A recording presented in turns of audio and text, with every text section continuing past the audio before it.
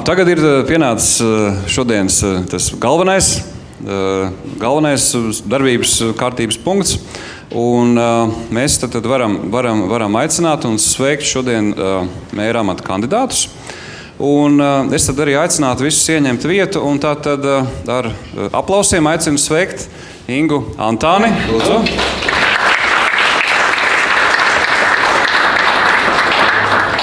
Kā otrs mūsu diskusijas dalībnieks Armands Krauze. Sarmīta Ēlēte pievienosies mums. Ir!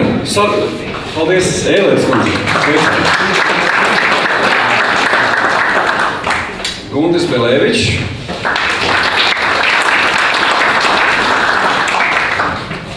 Nils Ušakovs. Un Vaiva Broka.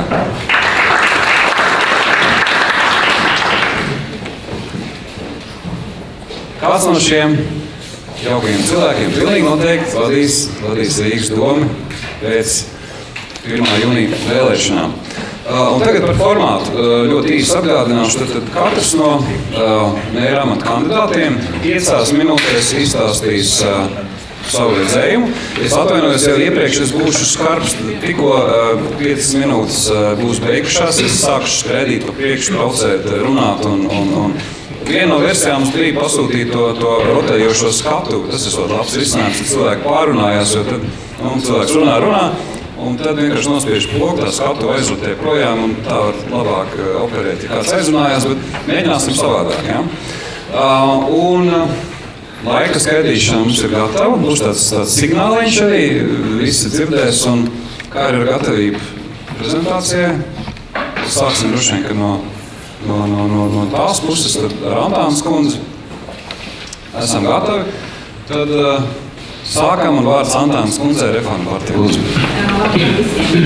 5 minūtes ļoti ātri, ļoti koncentrēti. Pirmkārt, ja mēs runājam par stimuliem uzņēmēju darbības veicināšanai, tas skaidrs, ka tas ir jāsaka nacionālajā līmenī un saistībā ar nacionālās industriālo politiku, ko izstrādājuši šobrīd ekonomikas ministrija. Tas ir viens otrs. Pašvaldībai ir jānodrošina savi uzņēmēju darbības veicināšanas instrumenti, un tūlīt nosaukšu tos instrumentus, kādus šobrīd piedāvā Reforma partija savā pašvaldību vēlēšanu programmā. Pirmkārt, nekavējoši gada laikā ir jāizstrādā investīcijas piesaistes stratēģija, nosakot pilsētas prioritārās nozares. Reforma partija kā prioritārās nozares izvirza industriālās teritorijas, IT tehnoloģijas, biofarmācija, biznesa konferenču un izstāžu biznesu un biznesa pakalpojumu.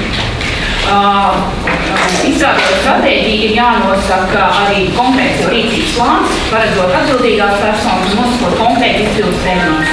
Otrkārt, pašvaldībai ir jāizstrādā industriālo teritoriju attīstības plāns, tas arī ir jādara ļoti ātri, jo šobrīd manā uztverē nenotiek plānveida industriālo teritoriju attīstību. Šobrīd ir jāvēr 1800 hektāru Rīgas industriālās teritorijas, kuras nav piemērotas tūlīt un te pastāvs uzņēmēju darbības veicināšanai. Taču, lai būtu industriālo teritoriju attīstības efektīvi, ir jābūt skaidrs, kādām nozarēm ir paredzēta konkrētā teritorijas vai industriālā teritorija, kādā veidā mēs investoriem par to pastāstīsim.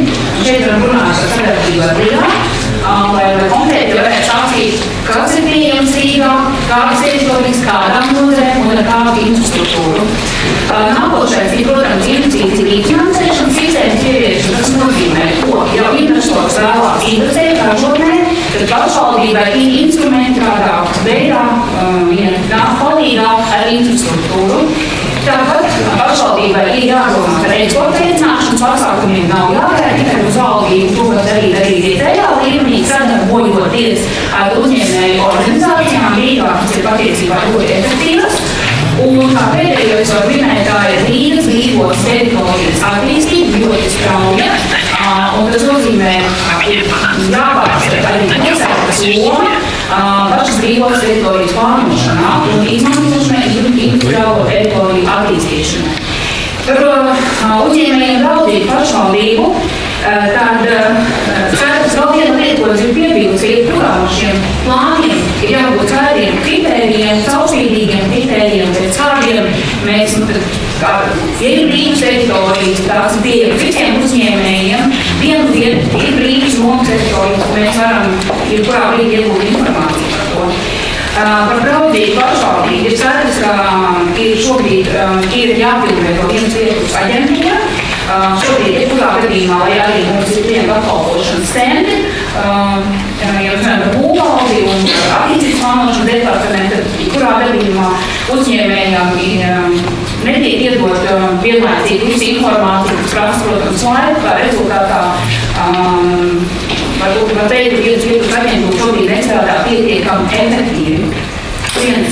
Otrs ir jānodara lēmējvārdos izpildvaras, tas ir ļoti svarīgi ne tikai, lai mazinātu politisko ietekmi kapitāla sabiedrībās vai uzņēmumos. Šitos izprasīgi svarīgi ir policijas novēršana sākotnēji. Tad, kas ir ļoti svarīgi, šobrīd nenotiek Rīgā, tā ir sadarbība ar uzņēmējiem, tikai uz papīra, bet reāli veidojot dialogu starp nozaru pārstāvjiem, kaut vai veidojot šīs starptautiskās misijas, un uzticot ļoti daudz varbūt jautājumu tieši uzņēmēju organizācijām, kuras ļoti labi dod un zina šo situāciju Latvijā un arī ārpusstrās. Un vēl viena lieta, kas ir ļoti būtīgs, ir jāveic visas pilsētas nekustamo īpašumu inventarizācija, lai uzņēmējiem varētu pilnīgi skaidru priekšstatu par to, kāda šobrīd jau minētās, kādi ir nekustamie īpašumi, kāda ir infrastruktūra konkrētiem nekustamiem īpašumiem un kādai uzņēmēju darbībai nekustamais īpašums ir piemērots. Par pilsētu dalību komercdarbībā es vairāk kārt esmu paudis savu viedokli arī pusi, vērtējot Rīgas domu darbību, ne tikai Rīgas domu darbību. Es uzskatu, ka pašvaldība, to arī likums var darboties tikai tad, ja ir tirgus nepilnības un strateģiski svarīga nozare. Un, protams, pirmais darbs ir esošo pašvaldību kapitāla sabiedrību izvērtējums, tas jāpatur kā publisks personas attīst vai tomēr privāts. Paldies Antānas kundzei. Praktiski mēs iekļaujam, šāds ir tas signāls, kā tas izklausās. Un vēl viena lieta, ko es neuzspēju pašā sākumā pieteikt, bet tātad pēc tiem, kuri šobrīd klātienē skatās šo interesanto diskusiju, notiek filmēšana un tiešraidi šobrīd iet Delfos, tad sveiciens arī visiem Delfu skatītājiem, Delfu klientiem, tā kā visu tur var redzēt. Papildus tām tiem, kas skatās šo te pārēdi Delfos, ir iespējams arī komentēt un iespēju, mēs skatīsimies arī diskusiju daļā interesantākos jautājumus, kas parādīsies komentāros, mēs mēģināsim arī uzdot šajā diskusiju daļā, ja paliks, protams, laika tam. Paldies Antānas kundzei. Man jāsaka, ka mums būs zinām rokāti, jo Antānas kundzei ir saimā jābūt pēc zinām brīža, un mēs vienojāmies, ka tad Kirša kungs aizstās Antānas kundzei diskusiju darēt. Tā kā paldies Antānas kundzei, ka atradāt laiku. Un mēs varam uztaisīt šo te rokāti, es domāju, šobrīd. Un kā nākamajam es vārdu dotu. Kā nākamajam es vārdu dotu Armandam Grauzes kungam, un īstenībā es došu arī mikrofonu, jo labāk arī tā dzirdamība uzreiz būs šeit. Lūdzu. Jā, liels paldies.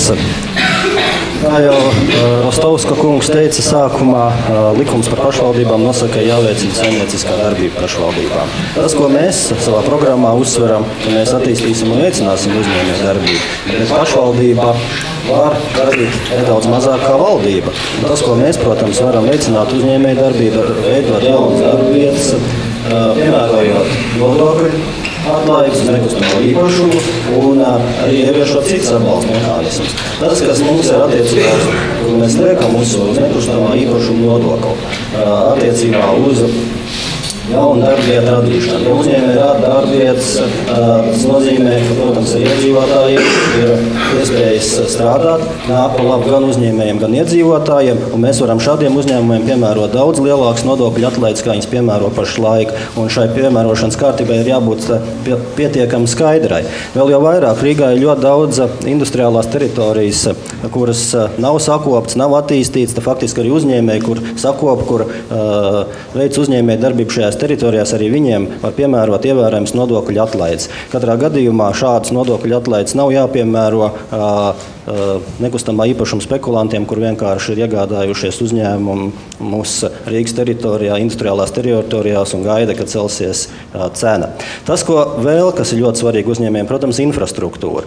Mums ir jānodrošina, kā pašvaldībā infrastruktūra labi ceļi klāt ostai, citiem rūpniecības uzņēmumiem, lai tā kā pašlaik arī, jūs ziniet, ka tiltiem pārbraukt nevar tikai noteiktos laikos, automašīnas bieži vien, kas brauc no ostas, iesprūst zem akmens tilta.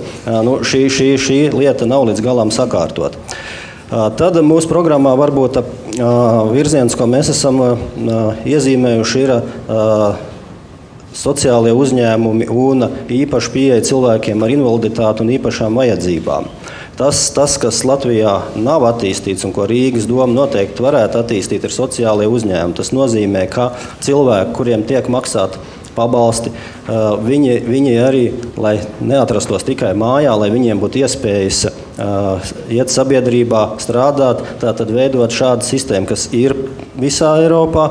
Vēl jau vairāk mēs kā Latvijas Zemnieku savienība varam piedāvāt sadarbību ar laukiem un Eiropā, un citur arī zinām tādu lietu kā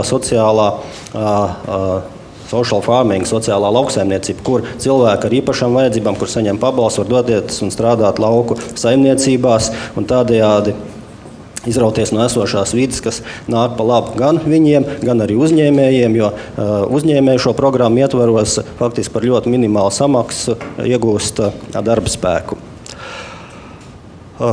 Viena milzīga problēma, kas ir jāsakārto Rīgā, ir vietējo lauksaimnieku un amatnieku tirgus, tā sauktie nakts tirgi, kā arī jāveicina pārtikas uzņēmumu, jaunu pārtikas pārstrādes uzņēmumu būvniecība Rīgā un attīstība esošo, jo tas rada darbvietas rīdziniekiem, un tas nāk pa labu ne tikai rīdziniekiem, bet arī uzņēmējiem laukos, zemnieki var piegādāt izēvielas Rīgas uzņēmumiem. Tas, ko piedāvā visi attīstīt Rīga kā turismu galvmērķi. Mēs varam savukārt piedāvāt attīstīt kā turismu galvmērķi, bet sadarbībā ar laukiem, ar lauku turismu, lai nav tikai tā, ka cilvēki atbrauc. Un Rīga ir tas galvenais objekts, bet mums ir ļoti skaisti lauki. Mums ir labi attīstīts lauku turisms, un šī sadarbība jāveido, lai Rīga arī palīdzētu citiem reģioniem un iegūtu ne tikai Rīga, bet arī citas Latvijas pilsētas un novadi. Tad mēs arī attiecībā uz esošiem zīmoliem, kur, protams, ir jau zīmoli arī, ko Rūpniecības un tirdzniecības kamera pārvalda un kas pieder Rīgai. Mēs, protams, uzskatām, ka viņi jāattīsta, ir jāpalīdz uzņēmējiem, bet katrā gadījumā šie zīmoli, kā Laiva Rīga, kā Rīgas marka, viņi ir jāturpina apsaimniekot uzņēmējiem, kā to viņi darījuši uzņēmēju biedrībām, bet Rīgai aktīvāk jāiesaistās tieši gan šo zīmolu popularizēšanā, gan arī, kad dodās misijās. Rīgas mērs ir maksimāli jāmeklē iespējas Rīgas uzņēmējiem rast jauns tirgus ārzemēs. Tas varbūt, par mūsu 5 minūtēs esmu laikam ietilpinājies pat ātrāk. Paldies Krausas kungam un vienotības pārstāvē Elēras kundzei. Lūdzu, 5 minūtes. Paldies. Priecājos būt šai Rīgas attīstībai tik svarīgajā sabiedrībā. Lai Rīga būtu reģionāls attīstības līderis, ir svarīgs 3 lietas. 1. godīga konkurence, 2. gudri pakalpojumi, 3. ražīgas investīcijas. Un vienotības programmas galvenie attīstības virzieni ir tieši šajos 3 virzienos. 1. godīga konkurence. Pašvaldībai ir jābūt tirgū tikai tad, ja tā kompensē tirgus nepilnības vai strateģiski svarīgās jomās sociālā drošība, infrastruktūra. Tāpēc, piemēram, Rīgas ūdenim nav jānodarbojas ar pudeļūdens biznesu, bet bija jāizsola pieeja Rīgas ūdens resursiem un ar to jānodarbojas privātiem uzņēmumiem. Piemēram, ir 101 kompānija, kas var celt sociālās mājas Rīgā. Ar to nav jānodarbojas Rīgas pilsētbūvniekam. Ir 1001 kompānija, kas var veikt remontus Rīgas skolās, un ar to nav jānodarbojas Rīgas servisam. Mēs novērsīsim šīs tirgus kropļošanas pazīmes un katrs 3 gadus pa jaunu izvērtēsim kapitāla sabiedrību funkcijas, vai tas atbilst šiem 2 kritērijiem. Ja tomēr kapitāla sabiedrība iesaistās tirgū, tad tas jānotiek uz godīgiem konkurences pamatiem. Piemēram, Rīgas nama pārvaldnieks 80% no visiem Rīgas namiem. Tā pašā laikā tā īpašās attiecības ar Rīgas siltumu dod tam nesamērīgas priekšrocības, konkurējot ar privātajiem apsaimniekotājiem. Piemēram, gan pašvaldība, gan privātie piedāvā bērndārzus un sociālos pakalpojumus. Tad tie ir jāiepērk uz vienādiem noteikumiem. Piemēram, šobrīd bērnam Rīgā neseko vienādi 93 lati uz privāto vai pašvaldības bērndārzu, jo šajos 93 latos nav iekļauts ēku nolietojums, par ko ir jāmaksā arī privātajam bērndārzam. Protams, lai būtu godīga konkurence, ir jānovērš korupcija Rīgā, ar ko tā izceļās, un nesamērīgie sadārdzinājumi iepirkumos. Mūsu piedāvājums ir šajā iepirkuma jomā vadīties pēc OECD vadlīnijām un centralizētas iepirkuma kontrols, un, protams, labā griba. Gudri pakalpojumi. Rīgas dome kalpo rīdziniekiem, tātad arī uzņēmumiem. Un tāpēc mēs ietversim klientu apmierinātību kā vienu no kritērijiem, nosakot ierēģņa algas. Otrkārt, uzņēmēja darbība Rīgā nav tikai valdības uzdevums. Mēs arī Rīgā ieviesīsim metodoloģiju Doing Business, kas nozīmē, ka soli pa solim auditējot un uzlabojot procedūras, mēs varam novērst to nevajadzīgo kavēšanos, kas šobrīd ir gan Rīgā, protams, arī valstī. Un mēs zinām, kas ir galvenie virzieni, kuros ir jābūt uzlabojumiem. Tā ir būvniecība, zemes lietošana, tirdzniecības atļauju jomās. Piemēram, nav katru gadu kafejnīcas īpašniekam jāprasa atļauju atvērt uz terases savu, izlikt 4 galdiņus. Ja ir tas pats dizains, ja ir tie paši noteikumi, šīm atļaujām ir jābūt uz vairākiem gadiem. Piemēram, ir jāizmanto būvniecības informācijas sistēma, kas ļaus iesniegumus gan iesniegt, gan saskaņot, gan sekot tiem elektroniski. Un es esmu pārliecināta, ka pēc šīs Doing Business metodikas, soli pa solim veicot uzlabojumus, Latvijai ir iespēja no 113. vietas tikt vismaz līdz 35. kur šobrīd ir Igaunija. Bez tam, it kā vienkārša lieta, aktuālas, visaptverošas, labi sakārtotas informācijas pieejamība webā. Kā liecina valsts kancelējas pētījums, vēl joprojām izsmeļošāko informāciju uzņēmējs var saņemt tad, ja viņš noķerēs pogas ierēdni. Trešais virziens – ražīgas investīcijas. Rīgas attīstības dzinējspēks būs ražošana. Tā ir jābūt ražošanai, un ražošanas attīstība tālāk var veicināt arī citu sektoru attīstību. Vēl nobeidzot 3 virzieni – infrastruktūra, izglītots kvalificēts darba spēks un investoru medības. Paldies, Eilērtas kundzei. Un tagad vārds Belēviča kungam, Latvijas Zaļā partija. Lūdzu. Paldies. Sirsnīgs paldies, ka jūs esat ņēmuši laiku un atnākuši šodien, lai varētu klātienē salīdzināt to piedāvājumu, kāds ir Rīgas domes augstākā amata pretendentiem. Un man ir vīzija. Jautājums skanēja, kādu mēs redzam Rīgu pēc 10 gadiem. Pareizi, ja? Tātad man ir vīzija Latvijai pēc 100 gadiem. Es redzu Latviju kā attīstītu Eiropas valsti ar apmēram 8 miljoniem iedzīvotāju. Visi apaļači, visi tagadējo Latvijas iedzīvotāji tiešie pēcnācēji.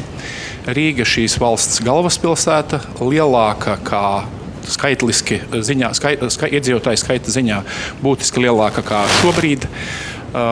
Rīga zaļa galvaspilsēta, kurā veiksmīgi attīstās un ir uzplaucis bizness.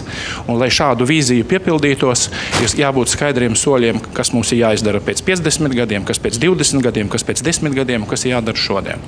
Tātad Rīga uzplauks kā pilsēta, ja šeit biznesam būs labi. Un kas ir jāizdara, lai tas tā būtu? Tātad vispirms Rīgas domei ir ar biznesu jārunā.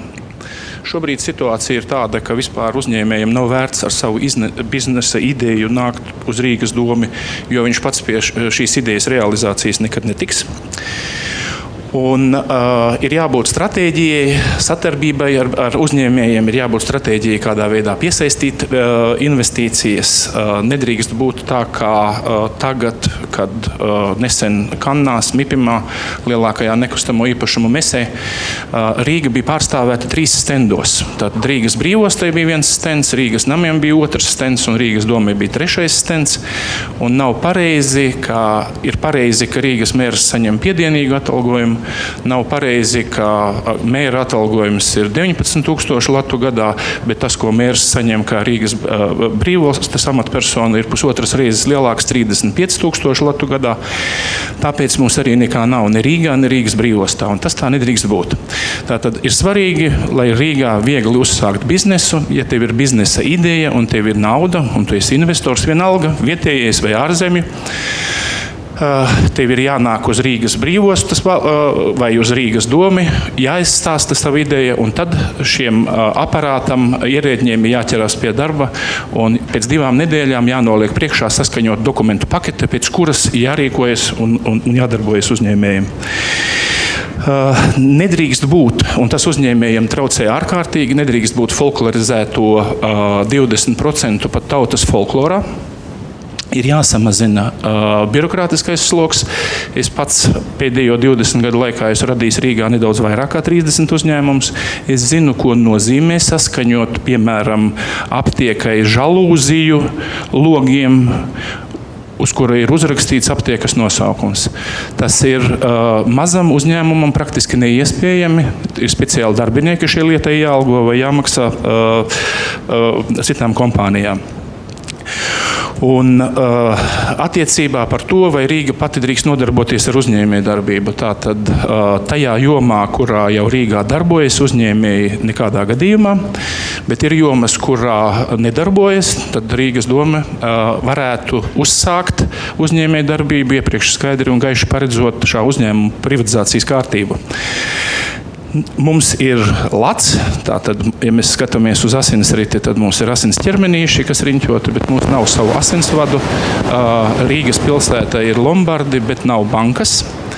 Un būtu labi un pareizi, ja Rīga varētu panākt likumdošanas attiecīgas tādas izmaiņas, ka pašvaldības, lielas pašvaldības vai Latvijas liela novadi varētu veidot savas krājkases, savas bankas.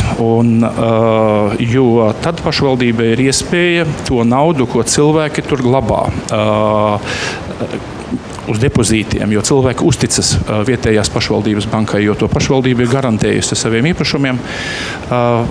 Pašvaldībai rodas finansu papildus instruments, kādā veidā ietekmēt un virzīt noteiktu investīciju piesaisti, atbalstot ar kreditēšanas politiku uzņēmēju darbību savā pašvaldībā. Tātad es redzu, mēs Rīgu ļoti veiksmīgi attīstītu pēc 10 gadiem, un mēs spēkus smelsim savos defektos, tos materiālus, kas mums nepieciešami Rīgai pašiem ēku siltināšanai. Mēs ražosim Rīgā paši, liftus mēs montēsim paši, tramvajus mēs montēsim paši. mēs radīsim darba vietas, un tad komunālo maksājumu rēķini, kas nekad nebūs mazāki, liksies samaksājumi. Paldies Belēviča kungam, un vārds patreizējiem Rīgas mēram Ušakova kungam. Lūdzu. Labdien, dāmas un kungi! Es atļaušos savā prezentācijā izmantot vairāk ciparu un skaitļu, mazāk lozungu un vārdu. Kas ir izdarīts par šo laiku attiecībā pret uzņēmējiem un runāt par uzņēmēju darbību? Divkāršojas turistu skaits kopš 9. gada, un tas nozīmē, ja mēs izmantosim ekonomikas ministrijas datus, katrs turists vidē vienu braucienu ietvaros Rīga atstāja 500 eiro. 1,5 miljonus turisti bija pagājušajā gadā, reizes 500 eiro. Tas nozīmē, ka izmantojot ļoti aktīvu Rīgas domas darbību, lai aicinātu turistus, lai reklamētu Rīgu kā vietu, kur ir jābrauc turistiem, uzņēmējiem ir atvest 750 miljonu eiro, ko šie turisti atstāja Rīga, Rīgas viesnīcas, citas vietas. Tas ir pēc būtības tas ieguldījums uzņēmēju darbībā.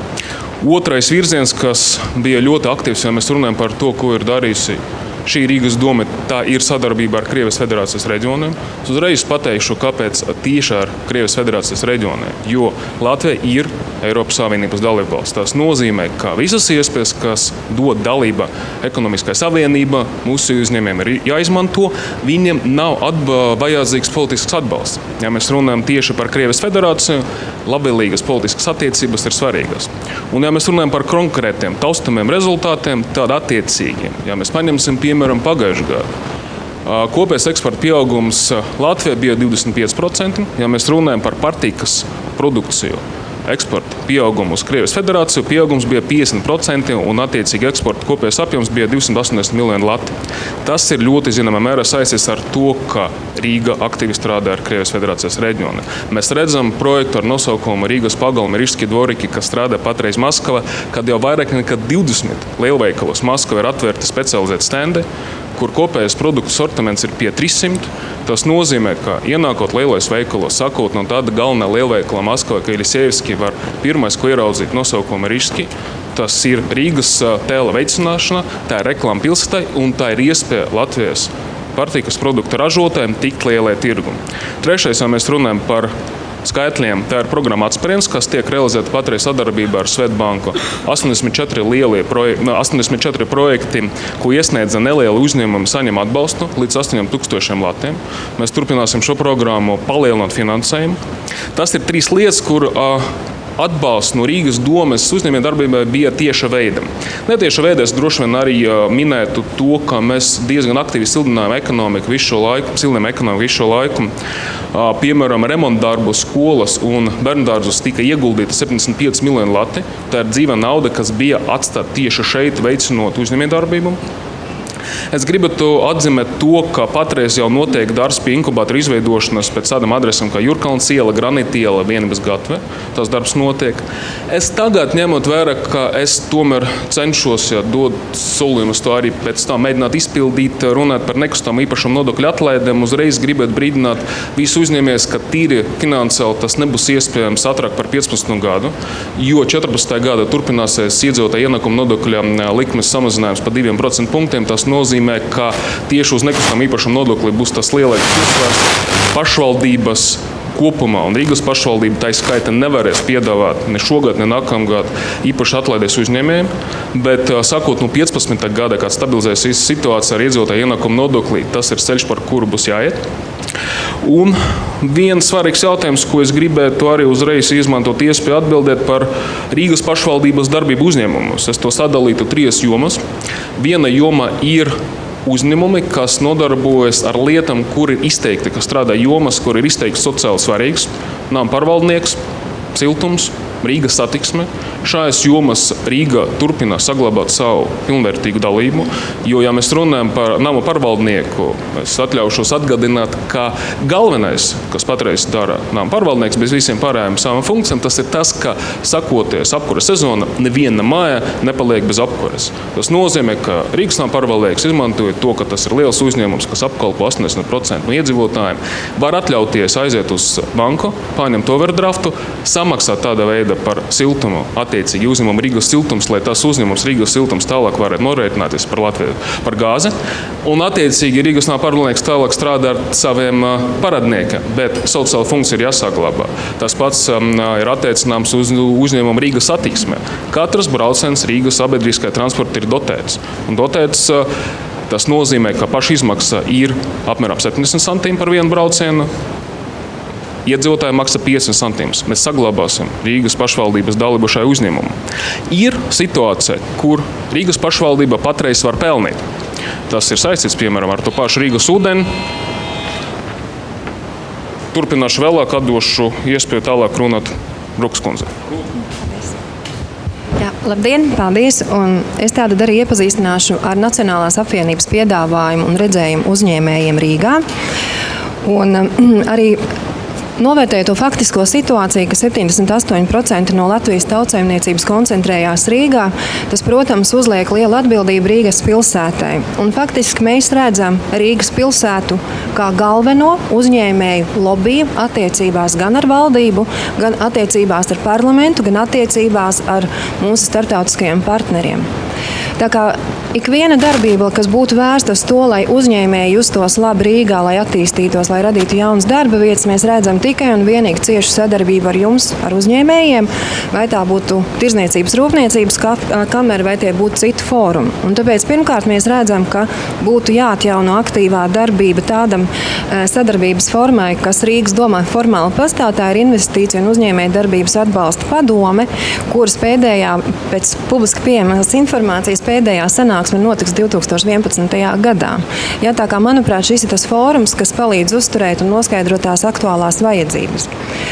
Mūsu piedāvājums uzņēmēju darbībai es iedalīju tādos 3 lielos blokos, un pirmkārt tas ir atbalsts un sadarbība ar uzņēmējiem, kuri jau šobrīd strādā Rīgā.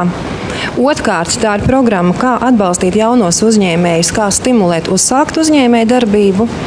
Un treškārt, tas Rīgas pilsētas mārketings un investīciju piesaisti. Pie šīs pirmās atbalsts un sadarbība uzņēmējiem, kuri jau strādā Rīgā, tad pirmkārt uzsveram to, ka Rīga ir Latvijas galvaspilsēta, un mēs redzam, ka nacionālā tautsaimniecība, tas atbalsts ir mūsu prioritāte. Tādēļ visi publiskie iepirkumi ir maksimāli jābūt šai virsvīzijai, ikvienam Rīgas domē strādājošam atbalsts Latvijas uzņēmējiem. Tas ir iespējams arī šobrīd, ja mēs runājam par vienu nozari, piemēram, pārtiks produktu iepirkšana, tad šobrīd publisko iepirkumu likums, šie zaļie iepirkumi ir pavēruši iespēju, kā var dalīt iepirkumus pa pārtikas grupām un atbalstīt un nodrošināt tieši to, ka mūsu skolās, slimnīcās un citos svarīgos, teiksim, šajos uzņēmumos, kur pārtikas pakalpojumi, kur pārtikas produktu iepirkšana ir svarīga, mēs izmantosim Latvijas uzņēmēju ražoto produkciju. Otrkārt, tātad publiskā privātā partnerība. Šeit es redzu kā fundamentālu iespēju attīstīt un sakārtot infrastruktūru. Bija laiks, kad publiskās privātās partnerības projekti valūtas fonda ieteikuma rezultātā bija aizliegti, faktiski nenotika, bet es redzu, šis ir īstais laiks un vieta aktivizēt, sildīt ekonomiku un veicināt šo sadarbību. Lai risinātu bērndārzu pieejamības jautājumus un būvētu konceptuāli jaunus bērndārzus, un Latvijai šeit ir ļoti laba pieredze, kā būvēt bērndārzus. Tāpat laikā, protams, var pārmest to tiesisko ietveru un likuma piemērotību publiskās un privātās partnerības projektu realizācijai. Un šeit, protams, arī atkal sadarbībā ar jums uzņēmēji, esot valdībā un parlamentā, ir iespēja arī veikt attiecīgās izmaiņas, lai likums, PPP likums, būtu atbilstoši tām vajadzībām, kādas tās ir. Tātad sadarbība ar uzņēmējiem ir vajadzīga arī tādā aspektā, lai ierosinātu šo konceptuālo debati par uzņēmuma ienākuma nodokļu pārdali. Mēs runājam par to, ka visi sagaida, ka pašvaldība aktīvi strādā, lai attīstītu uzņēmēju darbību, meklētu investors. Bet ir vajadzīga šī motivācija arī pašvaldībai. Un līdzīgi kā Ušakola kungs teica, tātad iespējas pašvaldībai pelnīt likumā ir ļoti ierobežotas.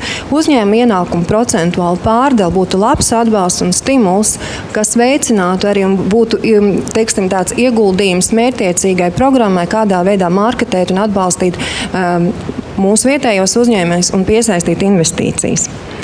Jau pieminētās nekustamā īpašuma atlaides jau šobrīd likuma 5. pants paredz iespēju saimnieciskās darbības veicējiem piešķirt atlaides. Protams, te ir ierobežojums saskaņā ar Eiropas komisijas regulu, tātad nepārkāpjot šo de minimis atbalsta principu, un tas noteikti būtu jāizmanto un jāskatās kādā veidā, un kurš ir tas laika periods, kad ir iespēja piemērot arvien aktīvāk nekustamā īpašuma nodokļa atlaides uzņēmējiem, kuri nodrošina darba vietas.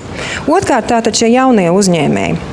Atspērienu programma ir ļoti laba, bet tā ir vērsta uz tiem uzņēmējiem, kuri jau ir nodibinājuši uzņēmumus un kuriem ir jauna ideja un vajadzīgs atbalsts. Mēs redzam, ka Rīgas pašvaldība varētu būt šī pakalpojuma atbalsta funkcijas centrs, tātad veidot šos biznesa inkubators, biznesa eņģeļus, dažādi nosaukumi, kuros jau varētu mērķtiecīgi palīdzēt ar pakalpojumu tiem jauniešiem, tiem varbūt rīdziniekiem, kuri vēlās uzsākt uzņēmēju darbību ar elementārām lietām. Uzņēmumu dibināšana, iespējams šajos inkubatoros nodrošināt telpas, kur nomāt sākotnēji iekārtotu biroju un tādējādi saņemt gan grāmatvedības, gan finansu, gan juridiskos pakalpojumus. Un investīcijas. Mēs pirmkārt redzam investīcijas gan piesaistot latviešu uzņēmējus un ārvalstu investors, tad mēs redzam, ka te ir vērst uz augsto tehnoloģiju ieviešanu. Lieliski! Paldies visiem mēra amata kandidātiem par priekšlasījumu. Un tagad mēs pievērsīsimies diskusiju daļai. Un tātad stādīšu priekšā vēlreiz mūsu ekspertus. Aigars Rustovskis, Latvijas Tirdzniecības rūpniecības kameras viceprezidents, biznesa augstskolas turība attīstītājs un viens no akcionāriem ar citiem arī daudziem biznesiem. Lienīta Caune, Latvijas Tirdzniecības rūpniecības kameras viceprezidente, arī mūsu nodokļu nodevu darba grupas vadītāja, grāmatvedības un finanses ir Lienītas, teiksim tā, rūpals ikdienā. Normons Bergs, Latvijas Tirdzniecības rūpniecības kameras padomas loceklis, mūsu eksporta padomas vadītājs, ikdienā Saftehnika valdes priekšsēdētājs, viens no veiksmīgākajiem Latvijas eksportētājiem. Jā, tad eksperti ir klausījušies šeit teikto. Eksperti ir vienlaikus arī iepriekš gatavojuši jautājumus, un tad formāts ir tagad mazliet savādāks nekā bija pirms tam. Tad eksperti uzdos pa vienam jautājumam katram, tā lai katram tiek pa vienam jautājumam, bet atbildē ir tikai 1 minūte laika. Es īstenībā arī vēršos pie ekspertiem ar lūgumu to jautājumu uzdot arī kā jautājumu. Un arī mēģināt ierāmēties ļoti īsi, lai mazāk ir priekšlasījumi un ļoti kompakts jautājums. Tātad es īstenībā došu, lai jautrāk, citu mikrofonu. Ar šo mikrofonu, es ceru, vismaz Liedija Gaga ir dziedājusi. Un kurš no ekspertiem tad ir gatavs pirmam jautājumam? Tad pirmā mūsu diskusija 3 tēmās. Pirmā tēma tātad ir spēles noteikumi, jā? Tad otrā tēma ir pašvaldības uzņēmējdarbība, un trešā tēma ir atbalsta Rīga. Tad sākam ar pirmo tēmu. Šī pašvaldība, kā es teicu, Norman? Spēles noteikumi. Kurš ir gatavs ar pirmo jautājumu? Normans, lūdzu. Sarežģīti. Paldies. Tiešām es nemēģināšu analizēt katra uzstāšanos. Jāsaka, ar katru gadu, ar katrām vēlēšanām šīs uzstāšanās paliek arvien profesionālākas. Paldies. Nav viegli īstenībā 5 minūtēs iekļauties. To mēs zinām. Un, ar tiešām katru reizi, ar katriem 2 gadiem šīs diskusijas paliek tā kā vismaz profesionālākas. Man ir viens jautājums, un es atkāpšos tomēr no tā uzstādījuma, un tas ir jautājums visiem, un es priecātos tiešām, ja jūs katrs varētu mēģināt noformulēt to savu attieksmi. Tas iet runa par spēles noteikumiem. Redziet, nav grūti rakstīt stratēģijas, visas partijas to māca. Latvija ir stratēģija lielvalsts. Man šķiet, kad mēs skaitījām Tirdzniecības rūpniecības kamerā, laikam mums cik 800, ja, tur tās stratēģiskas nozīmes dokumenta kopumā valdībā. Šausmīgi. 1500, šausmīgi daudz. Nevar izlasīt īstenībā, dzīves pietrūkst. Līdz ar to ir jāsaprot kopumā, teiksim, biznesa tāda diezgan skeptiskā attieksme pret stratēģiskas nozīmes dokumentiem, jo līdzšinējā dzīve ir diezgan pierādījusi, kad viņas patērē daudz laiku un enerģijas viņas uzrakstot, un tad visbiežāk viņas pat nemaz neizlasa. Ja? Un visbiežāk tā reālā dzīve ir nevis tajos likumos, nevis tajās stratēģijās, nevis tajos likumos, nevis tajos noteikumos, bet pie tā lodziņa, pie tā reālā cilvēka. Un to ir šausmīgi grūti nokvantizēt dokumentos. Un tāpēc jautājums ir, kā katrs mēra kandidāts domā, kas būtu pareizākais vai īstenais ceļš, kā jūsu politiskos uzstādījumus dabūt lejā pie tā lodziņa, pie tā klerka, pie tā ierēģņa, pie kuru tas biznesmenis aiziet. Un lai šis ierēdnis būtu nevis pārbaudošs, sodošs un kontrolējošs, bet palīdzošs. Ja? Kā izmainīt to filozofiju, kā izmainīt to attieksmi tur lejā visplašākajā ierēģņu klāstā. Man šķiet, ka tas kopumā ir Latvijā vislielākā problēma. Gan pašvaldībā, gan arī valdības līmenī. Paldies. Tad jautājums ir, kā izmainīt attieksmi reāli valsts pārvaldē strādājošiem? Paldies par jautājumu. Es jautājumu neatkārtošu laika taupības nolūkos. Droši vien iesim pēc kārtas, ja? Brokskundze, lūdzu. Minūte. Es domāju, ka pirmkārt tas ir mērķiecīgs darbs ar personālu un šīs virsvīzijas skaidrojums politikai, kā atbalsta. Un tas, ko tagad sagaida patiešām uzņēmēji, ir proaktīva līdzdarbība, palīdzība no ierēģiem, nevis maksimāla termiņa izmantošana, jebkurai atbildes sniegšanai vai sodīšana kā prioritāte. Bet tas ir mērķiecīgs darbs, profesionālā kvalifikācijas celšana, šīs vīzijas skaidrošana. Ja? Un, protams, pakalpojuma attīstība arī, kad šī saskara šo cilvēku varbūt ir patiešām samazināta, kad visu var operatīvi izdarīt elektroniskajā vidē. Ušakov kungs. Svarīgi ir saprast, ka ierēdņi, tie cilvēki, kas strādā Rīgas pašvaldība vai jebkura cita pašvaldība, tie ir tie paši rīdzinieki, viņi nav atbraukuši no citas planētas. Mēs izmantojam tos pašus darba tirgus piedāvājumu, kas ir visiem pārējiem. Tas nozīmē, ka vienīgais, ko var darīt pašvaldība, ja tev ir vēlme kaut ko izdarīt, tas ir manuālajā režīmā. Gadu pēc gada strādāt ar cilvēkiem, pa vienam atlaižot tos, kas nevelk, mainīt pa vienam, arī kļūdoties, liekot jaunu cilvēkus un arī atlaižot viņus, strādāt ar tiem, kas var labi strādāt un viņiem palielināt atalgojumu un viņus motivējot. Tas ir ilgstošs darbs, un tas darbs ir iespējams tikai pie nosacījuma, ja politiskais uzstādījums ir ilgstošs. Ja vara nemainās ik pēc 2 gadiem, un attiecīgi, ja ik pēc 2 gadiem notiek pārmaiņas, tad attiecīgi ierēdņi, viņi jūtas pilnīgi komfortabli, jo viņiem nekas nedraud. Līdz ar to, ja ir konsekventa attieksme, ilgstoša, tad manuālajā režīmā pa dažiem gadiem, vairāk nekā 4, var sistēma savies kārtībā.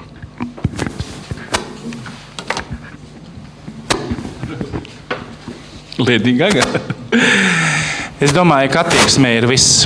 Un vispirms paša Rīgas vadītāja attieksmē. Ja Rīgas harizmātiskais līderis aicina iedzīvotājus nesiltināties, jo jūs nenodzīvosiet 15 gadus, tad arī neviens nesiltinās. Un siltināšana nav šobrīd tehniskā problēma, bet tā ir tikai aicinājuma lieta. Gluži tāpatās ir arī ar aicinājumu uzņēmējiem. Ja Rīgas līderis pagriežas ar seju un saka, ka tikai plaukstošs bizness nodrošinās Rīgas uzplaukumu, un viņš to saka saviem darbiniekiem, un tos darbiniekus aizaro līdzi, tad Rīgā sāksies biznesa uzplaukums un Rīgas uzplaukums. Pirmkārt, man liekas, ir jāsamazina tas skaits kontaktu, kāds vispār uzņēmējiem var būt ar šo te ierēdni. Otrakārt, es minēju, algai ir jābūt saistītai ar pakalpojumu, un to ir iespējams izmērīt gan kvantitatīvi, gan veicot, piemēram, uzņēmēju aptauju vai klientu aptauju. Bet šai ziņā es piekrītu Ušakova kungam, ka tiešām ir jāmainās arī politiskajai varai un ir jābūt politiskajai varai, kura grib izmainīt šos spēles noteikumus. Jo, manuprāt, ja mēs runājam kaut vai par Ameriku kungu, kurš jau 12 gadus nosaka spēles noteikumus Rīgas domē, tad man nav nekāda cerība, ka kaut kas varētu mainīties šai ziņā, ja Amerika kungs tur paliek sēžot. Man liekas, ka vissvarīgākais tomēr ir vadītājs. Un, lai tie ierēģiņi lejā pie lodziņiem pagrieztos ar seju pret uzņēmējiem, pret iedzīvotājiem, ir svarīgi, ko saka mērs, ko saka citi vadītāji. Ja vadītāji saka, tev ir jāstrādā, tev ir jāpild kaut kādu mistisku plānu, tev ir jānoķer tik un tik pārkāpēji, tad tāda arī būs attieksme lejā pie lodziņa. Ja vadītājs saka, tev ir jāpalīdz uzņēmējiem, jūs neesiet represīvā struktūra, jūs esat palīgs uzņēmējiem, tad arī būs pavisam cita attieksme. Protams, ka tas būs laiks. Es zinu to no savas pieredzes, ko es darbojies lauksaimnieku organizācijās, arī zemkopības ministrijā. Ja kādreiz PVD bija represīva iestāde, tad tagad, ja viņa arvien vairāk tomēr nāk pretī un pagriežās ar seju pret uzņēmējiem. Un tas pats arī attiecās uz Rīgas ierēģiem, uz tiem, kas izsniedz atļaujas, kas spiež tos zīmogus 12, 15 uz atļaujām. Viņiem ir jāsaprot. Ja nesaprot, tad, diemžēl, no tādiem ierēģiem ir jātiek vaļā un jāmaina. Bet galvenais tiešām ir vadība, kāda ir politiskā nostāja, un, diemžēl, laikam līdz šim viņa nebija tik stingra, kā Rīgas ierēģiem ir jāizturās pret uzņēmējiem, pret iedzīvotājiem, kā pret klientiem. Labdien, klātesošie, labdien, konkurenti. Jāsaka, ka viss sākās no politiskās vadības, un Rīgai ir jāmaina no sākuma filozofija. Esošās domas vadības filozofija ir patērēt, nevis pelnīt. Tā ir pirmā lieta, uz ko būtu jātiecās. Ko skaidri apliecināja tas, ka esošais mērs teica, ka es redzēju kā problēmu, ka tuvākā laikā iedzīvotāju ienākumu nodoklis tiks samazināts. Proti, būs mazāk ienākumu, ko vienkārši patērēt, apēst. Tātad tas ir pats pirmais. Protams, Rīga iepriekšējos 4 gadus uzņēmēju darbībā ir darījusi ļoti maz. Pirmkārt, būtu jāveido kaut kāda kapacitāte, kaut kāds viens pieturas aģentūras princips, lai tad šim uzņēmējiem nebūtu jāskraida. Un vislabāk, ja šis lodziņš, par ko runāja Berga kungs, būtu nevis kaut kādos ierēģiņu kabinetos, bet pēc iespējas vairāk elektroniski, lai būtu jāpatērē pēc iespējas mazāk laiks, lai saņemtu šos pakalpojumus. Un pie šāda scenārija ar laiku tad arī varētu mainīties šo te Rīgas domas aparāta attieksmi pret uzņēmēju darbību. Paldies! Tā, paldies par atbildēm. Nākošās atbildes jautājumi no mūsu eksperta Lienīta Caune. Lūdzu. Paldies mēra kandidātiem par uzstāšanos. Es, kamēr jūs klausījos, sarakstīju daudz jautājumus, bet tomēr es pārdomāju un uzdošu jums tīri personīgi jautājumu visiem. Man pilnīgi visiem mēra kandidātiem ir tikai viens jautājums. Kāpēc jūs tīri personīgi gribat kļūt par Rīgas mēru? Tīri personīgi. Skaidrs, ka nedēļa algas. Neliekuļosim. Man ir tīri interesi kā vēlētājiem. Lūdzu. Personīgi tāpēc, ka es pati esmu rīdziniece, te aug mani bērni, man nav vienalga, kā attīstās šī pilsēta, un es redzu, ka ar savu pieredzi gan saimniecisku, gan juridisku varu nes pienesumu un patiešām gribu strādāt pilsētas labā. Strādājot pašvaldībā, tu vari burtiski pataustīt savu darba rezultātus. Tas nozīmē, ja, piemēram, gada decembrī tu nobalsoji par budžetu, tu pēc pusgada vari aizbraukt pie skolas, kas ir nosiltināta, tu vari aiziet un pārbaudīt, vai viss kārtībā ir ar to pašu sakārto teritoriju pie bērnu dārza. Tie rezultāti, salīdzinot ar jebkuru citu institūciju, tu strādā valsts vai pašvaldības iestādē, ir taustāmi. Tas ir ļoti svarīgi. Tu redzi, ko tu esi izdarījis, un attiecīgi tu arī redzi, ko tu nesi izdarījis. Es visus šos 22 gadus esmu nodarbojies ar uzņēmējdarbību. Tagad visi uzņēmumi ir nodoti nākamajā paudzē, mūsu ģimenes locekļiem, mūsu bērniem. Tagad es gribu nodarboties ar politiku, un es nevis gribu būt vienkārši par Rīgas mēru, es gribu būt par visu laiku vislabāko Rīgas mēru. Armistids man ir uzlicis ļoti augstu latiņu, man būs uz ko sniegties. Mani biedē Rīgas pretnostatīšana Latvijai. Es biju cieši klāt, kā droši vien vēl daudz no jums, 80. gadu beigās un 90. gadu sākumā, kad atjaunoja Latvijas valsti. Un es domāju, tie cilvēki, kas tur ir bijuši klāt, mums ir īpašas attiecības ar Latvijas valsti. Šie pretnostatījumi ir bīstami un bīstami visai Latvijai. Es kā rīdzinieks redzu, ka es varu izdarīt priekš Rīgas vairāk un labāk, lai Rīga būtu sakopta galvaspilsēta, tā kā ir citas Eiropas galvaspilsētas, un lai tiešām Rīga netiktu nostatīta pret laukiem, un lai Rīga tieši otrādi palīdzētu Latvijas laukiem un citām pilsētām, un viņa būtu sakopta Eiropas pilsēta. Un es zinu, ka es to varu. Esmu dzimis audzis rīdzinieks, esmu redzējis, kā Rīga attīstās un, pareizot, teiksim tā, degradējās. Ja jūs pastaigāsiet vakarā pa Rīgu, redzēsiet, cik tā ir palikusi tukša un tāda spocīga. Vienīgais, kas Rīgā palicis ir spožāks, tie ir tramvaji. Es eju politikā, lai nepieļautu to, kad Rīga pārvēršās par spoku pilsētu, kurā vienīgais, kas ir spožs, tie ir tramvaji. Paldies par atbildēm. Tā, un beidzamais jautājums attiecībā uz šo te noteikumu tēmu. Aigars Rostovskis uzdod, lūdzu. Tas jautājums būs varbūt tāds, viņš nedaudz pārklās tās tēmas, arī gribētu pajautāt visiem mēra kandidātiem.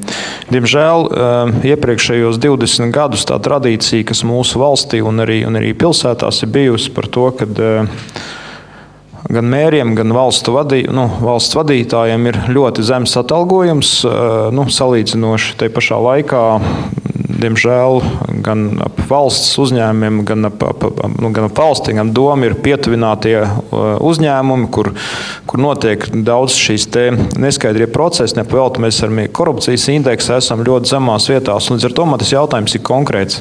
Te arī minēja, laikam, Belevičs kungs par to, ka atalgojums Rīgas domas priekšsēdētājiem ir tur 19,000 kā mēram un 35,000 kā ostas pārvaldniekam. Nav būtība tajos ciparos, bet tās ir kaut kādas, cietas algas.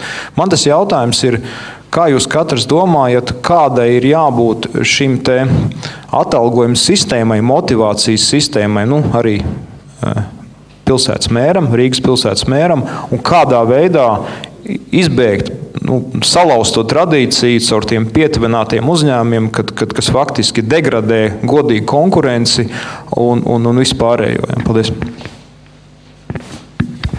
Brokas kundze, lūdzu. Jā, ļoti labs jautājums, jo, manuprāt, tā ir problēma ne tikai pašvaldībās, bet valsts kopumā, ka šobrīd adekvāts atalgojums tiem cilvēkiem, kas strādā vadošos amatos un vispār valsts pārvaldē, noteikti varbūt nav konkurēts spējīgs. Un, es domāju, ka Rīgas mēram un vadošajos amatos patiešām ir jābūt konkurēt spējīgam atalgojumam, ko vajadzētu tiekties tieši tādēļ, lai nebūtu nepieciešamība, strādāt vairākos amatos apvienot, jo viens no mērķiem, kas ir nodalīt tātad šo lēmēju varu no izpildu varas, šobrīd jau veikta grozījuma likumā, kas faktiski nedos iespēju domas deputātiem vienlaicīgi ieņemt, pieņemsim, valdes locekļu amats. Ja, tur šie korupcijas riski arī normatīvi tiek novērsti, bet tas, protams, neizslēdz jautājumu par godprātīgu darbu pildīšanu un adekvātu to novērtējumu. Tas jebkura cilvēka pašmērķis un jebkura loģika tam stāv klāt. Ja mēs runājam par cilvēkiem, kas strādā Rīgas pašvaldībā, jūs tieši domājat par ierēdniecību, nevis, piemēram, skolas darbiniekus un policijas un tā tālāk. Jā, šeit ir jābūt bilancei starp to, ko piedāvā darba tirgus, jo atalgojums nevar būt augstāks, jo ja atalgojums būs augstāk, cerot, ka mēs tāda veida dabūsim vislabākus kadrus, tad pēc 2 gadiem uzņēmējs sāk sūdzēties, ka jums attiecīgi ir grūti konkurēt ar pašvaldību. Jūs būsiet tie pirmie, kas nāksiet pie mums ar tām sūdzībām. Līdz ar to vienīgais, ko mēs varam darīt, ir vidējais atalgojums darba tirgu un pie tā turēties runāt par ierēdņiem un runāt par viņu atbildību. Neko citu piedāvāt mēs nevaram, ne augstāk, ne zemāk. Es sapratu, ka jautājums Rostovska kunga jautājums bija vērsts uz to, ka atbrīvoties no prakses, ka pašvaldības uzņēmumu padomju locekli saņem milzīgas algas. Mēs zinām, ka Saskaņas centra deputāti visi ir pašvaldības uzņēmumu valdēs, saņem neadekvāti augstus atalgojumus. Viņi nonāk šajās valdēs vispār bez jebkāda priekšstata par to, ar ko šis uzņēmums nodarbojas. No šīs prakses vienkārši vajag atteikties. Es pats esmu daudzus gadus strādājis par velti kā padomes loceklis Vācu apdrošināšanas kompānijā Ergo dzīvības apdrošināšanu. Es zinu, ka to var darīt arī pa velti, bet jānes atbildība par savu parakstu. Jā, es domāju, ka pašvaldības vadītāja algai tomēr ir jāaug kaut kādā līdzsvarā ar to, kā aug publiskajā sektorā nodarbināto algām. Jo redziet, mēs jau varam samaksāt lielu naudu, bet mēs pēc būtības padziļinām vēl vairāk tās plājas, kas jau šobrīd ir sabiedrībā pietiekami liels, ja mēs runājam par Latvijas tautu kā tādu demokrātisku kopienu. Vēl bez tām, manuprāt, tas kritiskais jautājums šobrīd nav mēra alga. Tas kritiskais jautājums ir, piemēram, sociālo darbinieku algas, kas bieži ir uz robežas, lai viņus ieskaitītu trūcīgo cilvēku statusā. Un es nedomāju, ka galvenajai motivācijai, ejot uz Rīgu un Rīgas vēlēšanām, būtu jābūt mēra algai. Rīgas mēra, deputātu un arī Rīgas vadošo darbinieku algām ir jābūt tādām pašām, kā tās ir valsts pārvaldē, publiskā sektorā. Viņas nevar izliekt ārpus kopējā algu līmeņa valstī.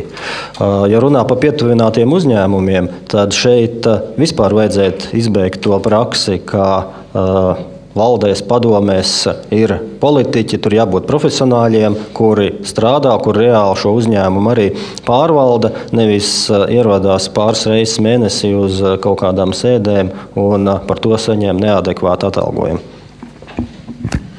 Paldies par jautājumu. Protams, pirmkārt ir jādala politika no ierēdniecības. Tātad nedrīkst būt pats sev priekšnieks un pats sev kalps, ko arī Reforma partija ir veiksmīgi panākusi. Tad Saeimā ir pieņemts likums, kas no nākušām Saeimas vēlēšanām izslēgs šo situāciju.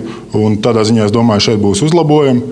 Runājot par atalgojumu, jā, noteikti, ka vadībai augstākai ir jābūt adekvātam atalgojumam. Kā piemēru var minēt valsts pārvaldi, piemēram, savu priekšnieku Pavļotu kungu, kuram ir Harvards grāds, kurš maksā droši vien 100–200 tūkstošus. Savukārt ministra alga ir, ja nemaldos, tad kā 1200 lati. Tad viņš faktiski nevar atpelnīt savu izglītību pie šādas situācijas. Līdz ar to mums būs mazas iespējas kādreiz nākotnē iegūt, piemēram, sev mēru ar kādu pasaulē atzītu augstskolas grādu.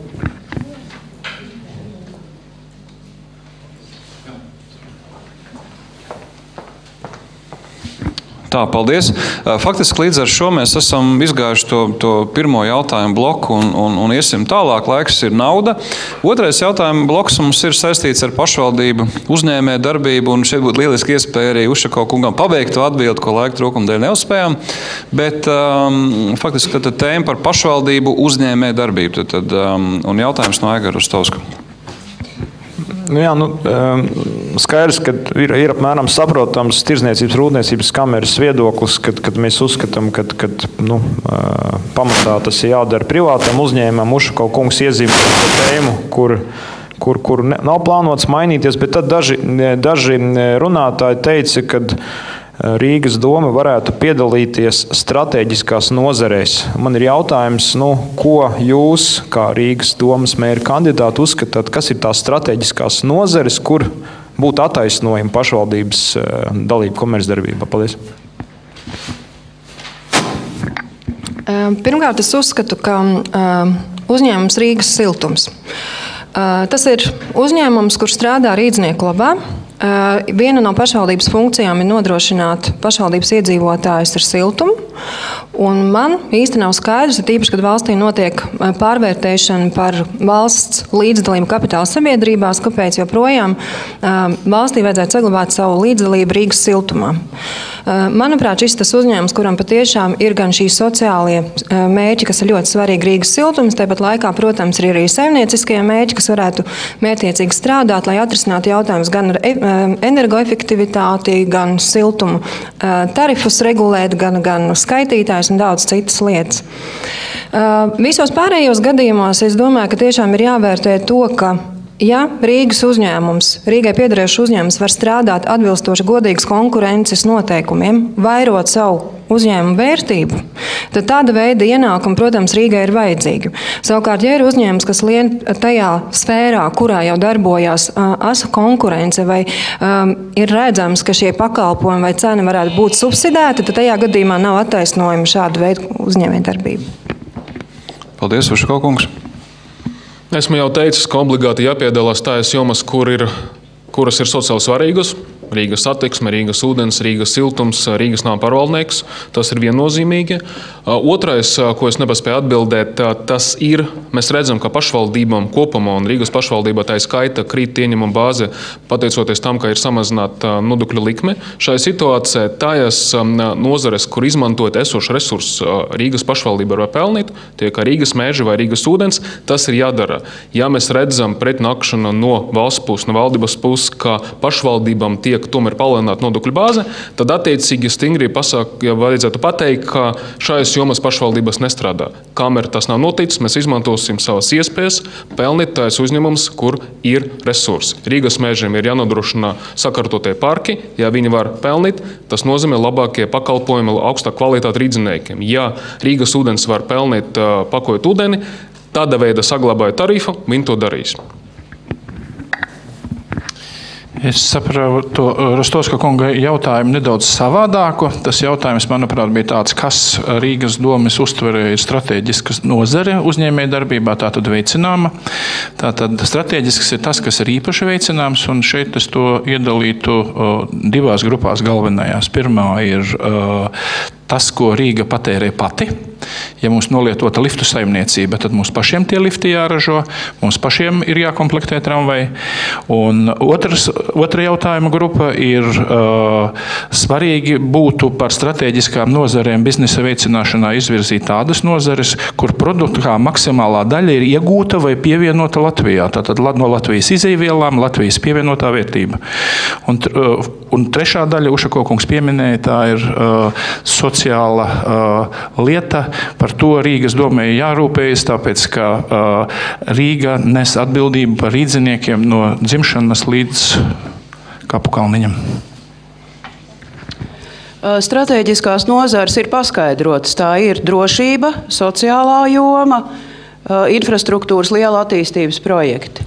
Runājot, piemēram, un Rīgas siltums ir labs piemērs, tas ir vertikāli integrēts uzņēmums, kas nozīmē ražot siltumu var un nākotnē varēs ar vien vairāk piegādātāji, taču šī siltuma pievade ir monopols, un privatizēt monopolu nevajadzētu. Jautājums ir par to, kādām daļām. Es nepiekrītu tam, ka šobrīd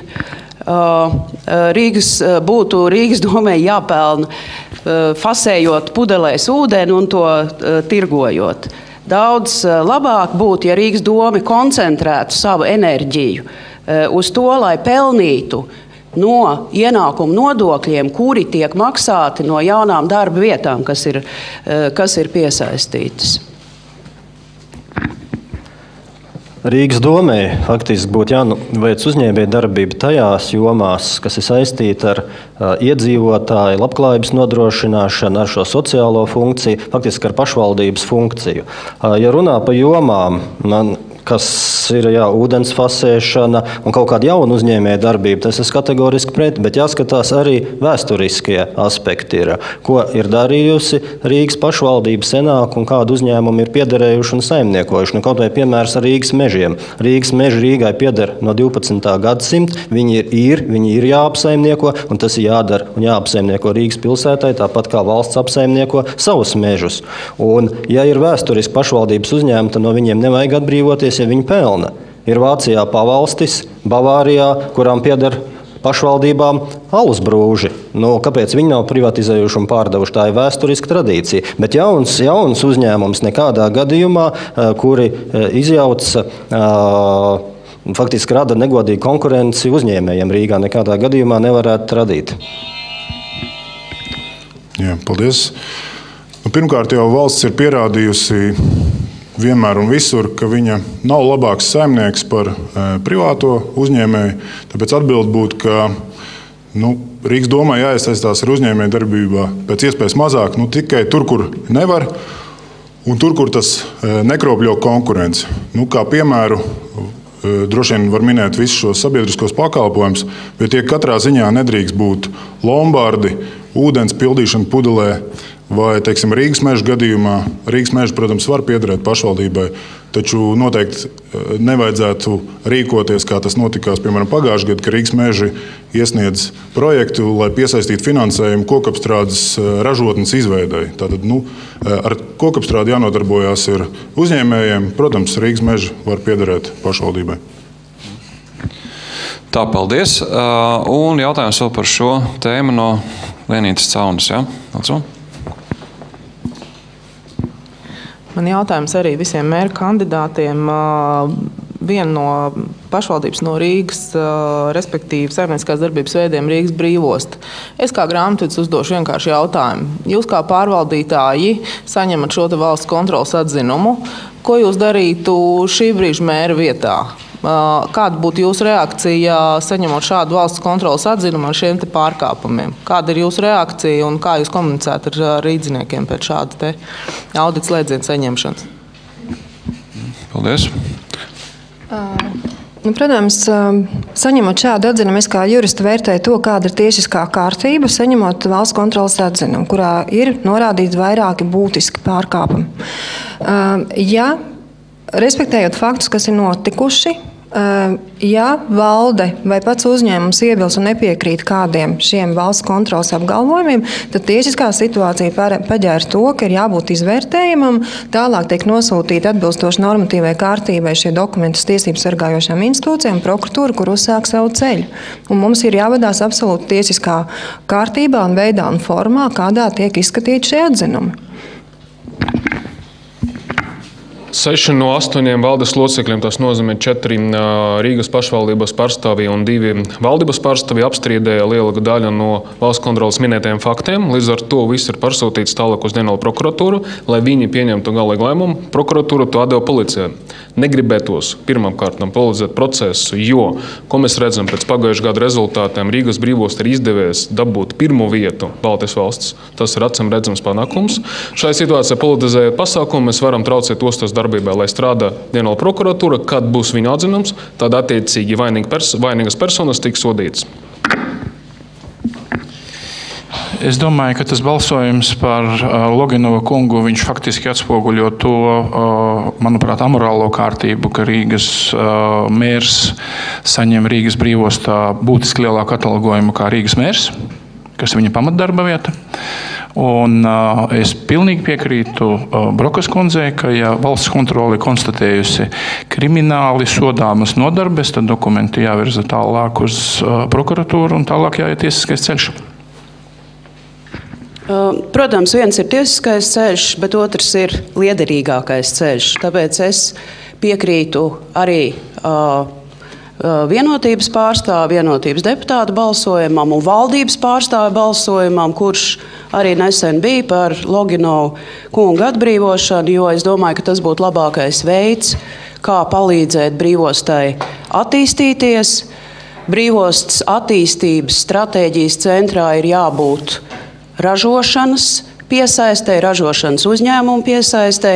Tas ir nepietiekami, ka brīvosta attīstās kā galvenokārt punkts, kurā tiek pārkrautas kravas. Starp citu, būtiski arī kaitējot apkārtējo apkaimi, Bolderāju, Mežparks, Sarkandaugavu iedzīvotāju veselībai.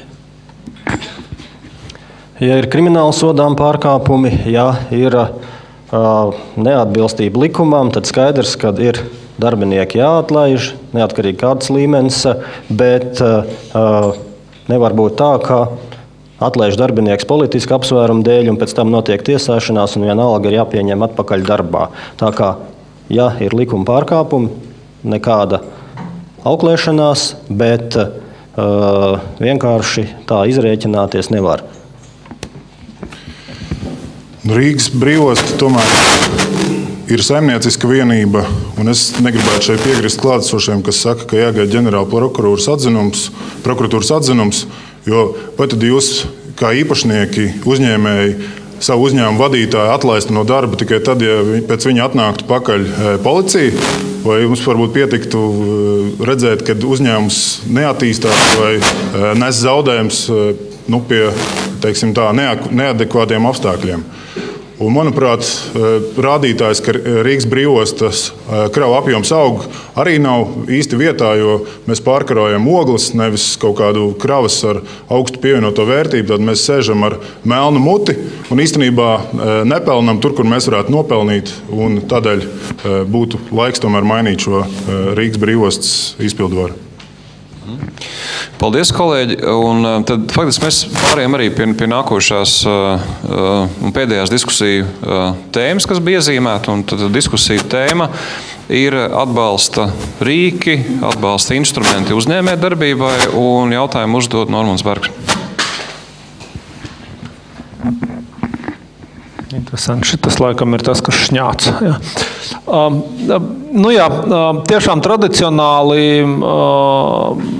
pilsēta ir atbalstījusi tādus uzņēmējdarbības veidus kā turisms. Tas ir ļoti jauki. Droši vien, kad viesnīcnieki, restorānnieki un citi nieki, kas ņemās ar turistiem, par to priecājas, un tas nemaz nav slikti. Tanī pašā laikā visi mēra kandidāti runā par augstu pievienoto vērtību. Nebija neviens, kurš nepieminēja šos vārdus. Savukārt, ja kāds no maniem uzņēmumiem, kur gribētos teikt, ka visi viņi ir ar augstu pievienoto vērtību, dotos pie Rīgas domas dažādu līmeņu cilvēkiem, visi teikt, Bergs, mēs tevi atbalstam, tu esi beigu foršais vecis, bet, diemžēl, mums nav nevienas programmas, kurās jebkas no šiem te uzņēmumiem tur derētu iekšā. Un man ir jautājums atkal visiem, kurā brīdī, mīļie, jūs no vārdiem un stratēģijām pārēsiet pie reāliem darbiem? Kāda varētu būt un kāds varētu būt tas mehānisms, kā tieši un konkrēti jūs atbalstīsiet uzņēmumus ar augstu pievienoto vērtību? Paldies! Tā kā mēs esam diskusijā jau pāri pusē, tad sāksim no otra gala. Ja? Ķirškungs, no jums lūdzu. Jā, paldies par jautājumu. Pirmkārt jāsaka, ka Rīgas domai vajadzētu vispār izveidot struktūru vienību, kas domā par uzņēmējiem, par uzņēmējdarbības attīstību. Nevajadzētu paļauties uz formālu līgumu ar Latvijas Investīciju attīstības aģentūru, bet pašiem turēt savu kapacitāti. Tie instrumenti jau šeit divratens nav jāizdomā no jauna. Tie ir jau pasaulē zināmi inkubatori, akceleratori, šeit pirmssēklas finansējumi un tā tālāk. Tas ir tas virziens, kas ir jāstrādā. Ir, teiksim tā, rīdzinieki jārada ir uzņēmēju kults, jo mums, kā nesen bijušajiem Padomju Savienībā, šī uzņēmēja domāšana nav attīstīta, un mums viņi ir jāieaudzina, teiksim, atšķirībā no kādas Vācijas, kur ir ģimenes uzņēmumi, kur jaunieši jau no agriem gadiem pie vecākiem strādā uzņēmumā, viņiem attīstās šī domāšana. Mums viņi trūkst, mums viņi jāattīst, tā skaitā Rīgā. Jāveicina ir jaunu uzņēmumu veidošanos, jaunu darbvietu veidošanos. Ja runā par esošiem uzņēmumiem, kur jau veiksmīgi strādā, kuriem ir darbvietas, tā kā Normunda jūsu uzņēmumu, tad visticamāk, ka tur ir jāsamazina administratīvais sloks, lai vieglāk strādāt. Bet pa jauniem uzņēmumiem, jauniem darbvietām es te nepiekrīstu Ušako kungam, ka nevar dot atlaides uz nekustamo īpašumu. Ja, piemēram, izveido uzņēmums 10 jaunas darbvietas, tas pienesīs Rīgai vidēji apmēram 6,5 tūkstoši latas gadā, jo pa vienu viena darbinieka tiek nomaksāts iedzīvotāja ienākuma nodoklis apmēram tādā summā. Tas nozīmē, ka faktiski Rīga var dot atlaidi tādā apjomā uzņēmējiem uz nekustamo īpašumu, jo Rīgas budžetā ropas nav. Bet uzņēmējs iegūst ļoti daudz, radot darba vietas, viņam ir faktiski papildus līdzekļi. Tas ir tas, ko var darīt, un tas arī ir jādara. Galu galā Rīgas pilsēta tiešā veidā var ar šo nekustamo īpašumu nodokli operēt. Viņa nevar administrēt fondus, Eiropas fondus, tas jau ir citu valdības līmeņu uzdevums.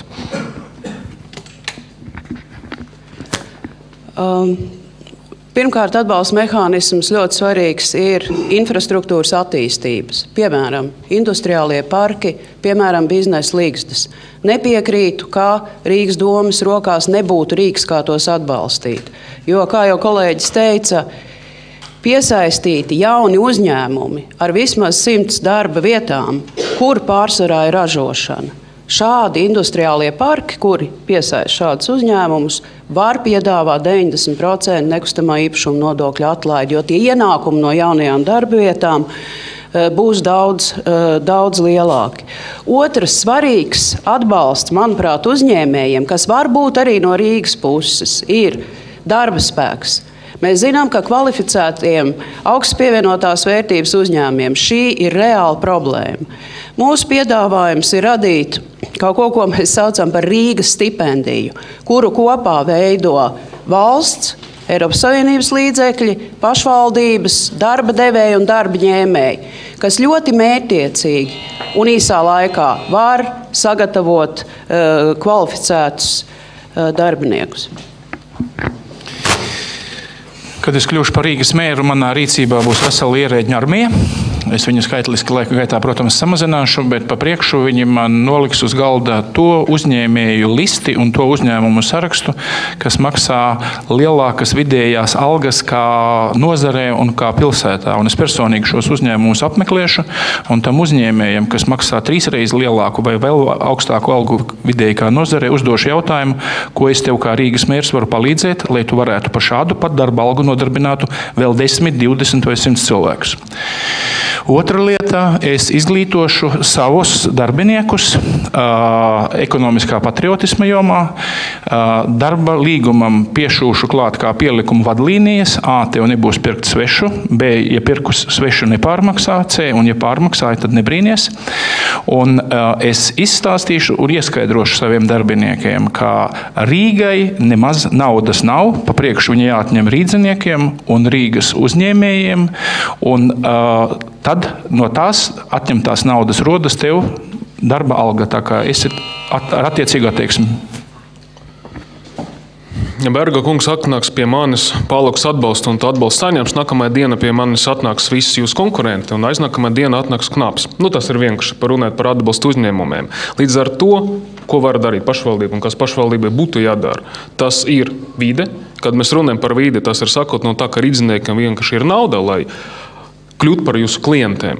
Un beidzot ar to, ka ir jāsakārto infrastruktūru, ko mēs turpināsim darīt. Un runājot par inkubātoriem, atkārtošu vēlreiz 3 projekti top, tas ir Jurkalns iela, Granīta iela un Vienības gatves projekts. Līdz ar to mēs sakārtosim tālāk vide, lai jums būtu vieglāk strādāt. Ar atbalstu konkrētiem uzņēmumiem es tomēr būtu piesardzīgāks, zinot visu specifiku un negribot dot solījumus, ko es nekad nevarēšu izpildīt. Paldies. Es arī gribētu būt piezemēta un runāt tiesiskā ietvara kontekstā. Un, protams, uzņēmējiem ir jāpiedāvā nekustamā īpašuma nodokļa atlaides. Tas savukārt nekustamā īpašuma nodokļa likuma 5. pāns skaidri un gaiši pasaka apmērs, kādos var piedāvāt. Tā 3 fiskālajos gados ne vairāk kā 200,000 eiro, autotransporta jomā 100,000 eiro. Protams, vidējais uzņēmums mūsējais diezgan daudz jāstrādā, lai būtu, bet ir robežas, kurās arī tīri saistībā ar Eiropu mēs par šo atbalstu varam runāt. Tas, ko varētu darīt tiesiskā ietvarā, protams, tas ir mārketings, atbalsts dažādās mārketinga stratēģijās, cīnoties par preču noietu citās valstīs. Tā ir tā taustāmā lieta, ko var apsolīt un piedāvāt. Tas pats pieminētais jau man sākotnēji šie biznesa inkubātori par to, lai palīdzētu rasties vispār jauniem uzņēmējiem. Šeit redzu labas sadarbības iespējas ar augstskolām kopā. Un visbeidzot, tad arī pieminētā šīs industriālās teritorijas, kurās es redzu pirmkārt, kā es teicu, aicināt vietējos uzņēmējus paplašināt savu ražotni, uzsākt ko jaunu. Un tikai otrkārt ir runa par šiem ārvalstu investoriem tikai tajā gadījumā, ja tie nāk ar jaunām industrijām, ar jaunu zināšanām. Paldies. Nākošais jautājums no Aigara Rostovska. Paldies. Es arī pārstāvu to filozofiju, ka uzņēmējiem nekādā gadījumā nevajag tieši atbalstu, bet man tā jautājuma būtība ir tāda, kad bieži vien, un arī Rīgas doma, un arī šī gadījumā jautājums mums Rīgas doma, sabūvē dažādas infrastruktūras lietas, ir investoru medības, ir industriāla parki un inkubātori. Tas viss ļoti labi, bet tā problēma ir par saturu. Un diemžēl tas arī tīri jau, ģenētiski, tas ir tā kā sugas jautājums. Ierēdniecība pēc definīcijas nav bieži vien tie, kas var izdomāt, kā šo inkubātoru vai kādu parku, un viņi tā kā atdzīvināt, viņi iedarbināt.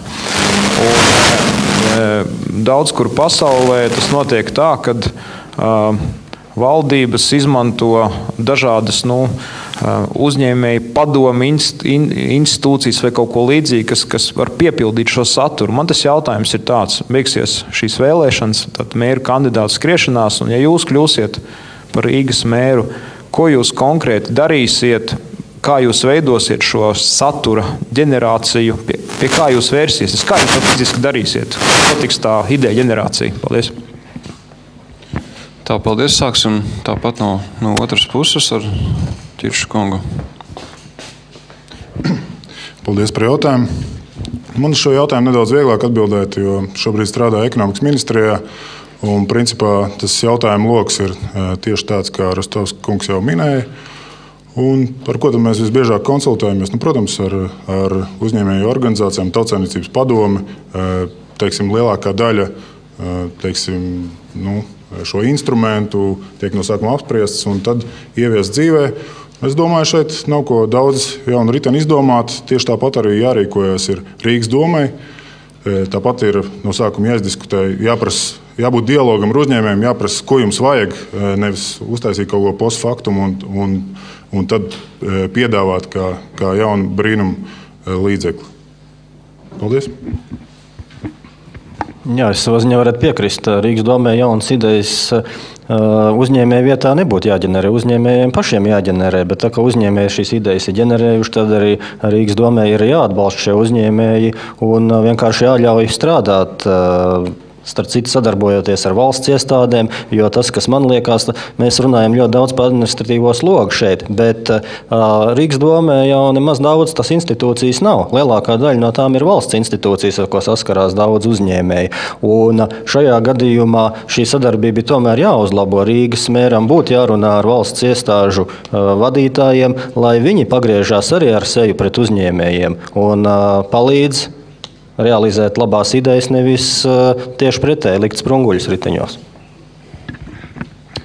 Investīciju piesaistē un eksportu virzīšanā ļoti cieša sadarbība gan ar Latvijas investīciju un attīstības aģentūru, gan ar Latvijas Rūpniecības tirdzniecības kameru un citām uzņēmēju organizācijām. Manuprāt, tā problēma Rīgai šajos gados ir bijusi tā, kā jau teicu, tērēt nevis pelnīt. Arī uzskatot, ka nav jau kur spruktam investoram, kā atnāk tikai uz Rīgu, jo Rīga ir pusi vai vairāk no Latvijas tautsaimniecības.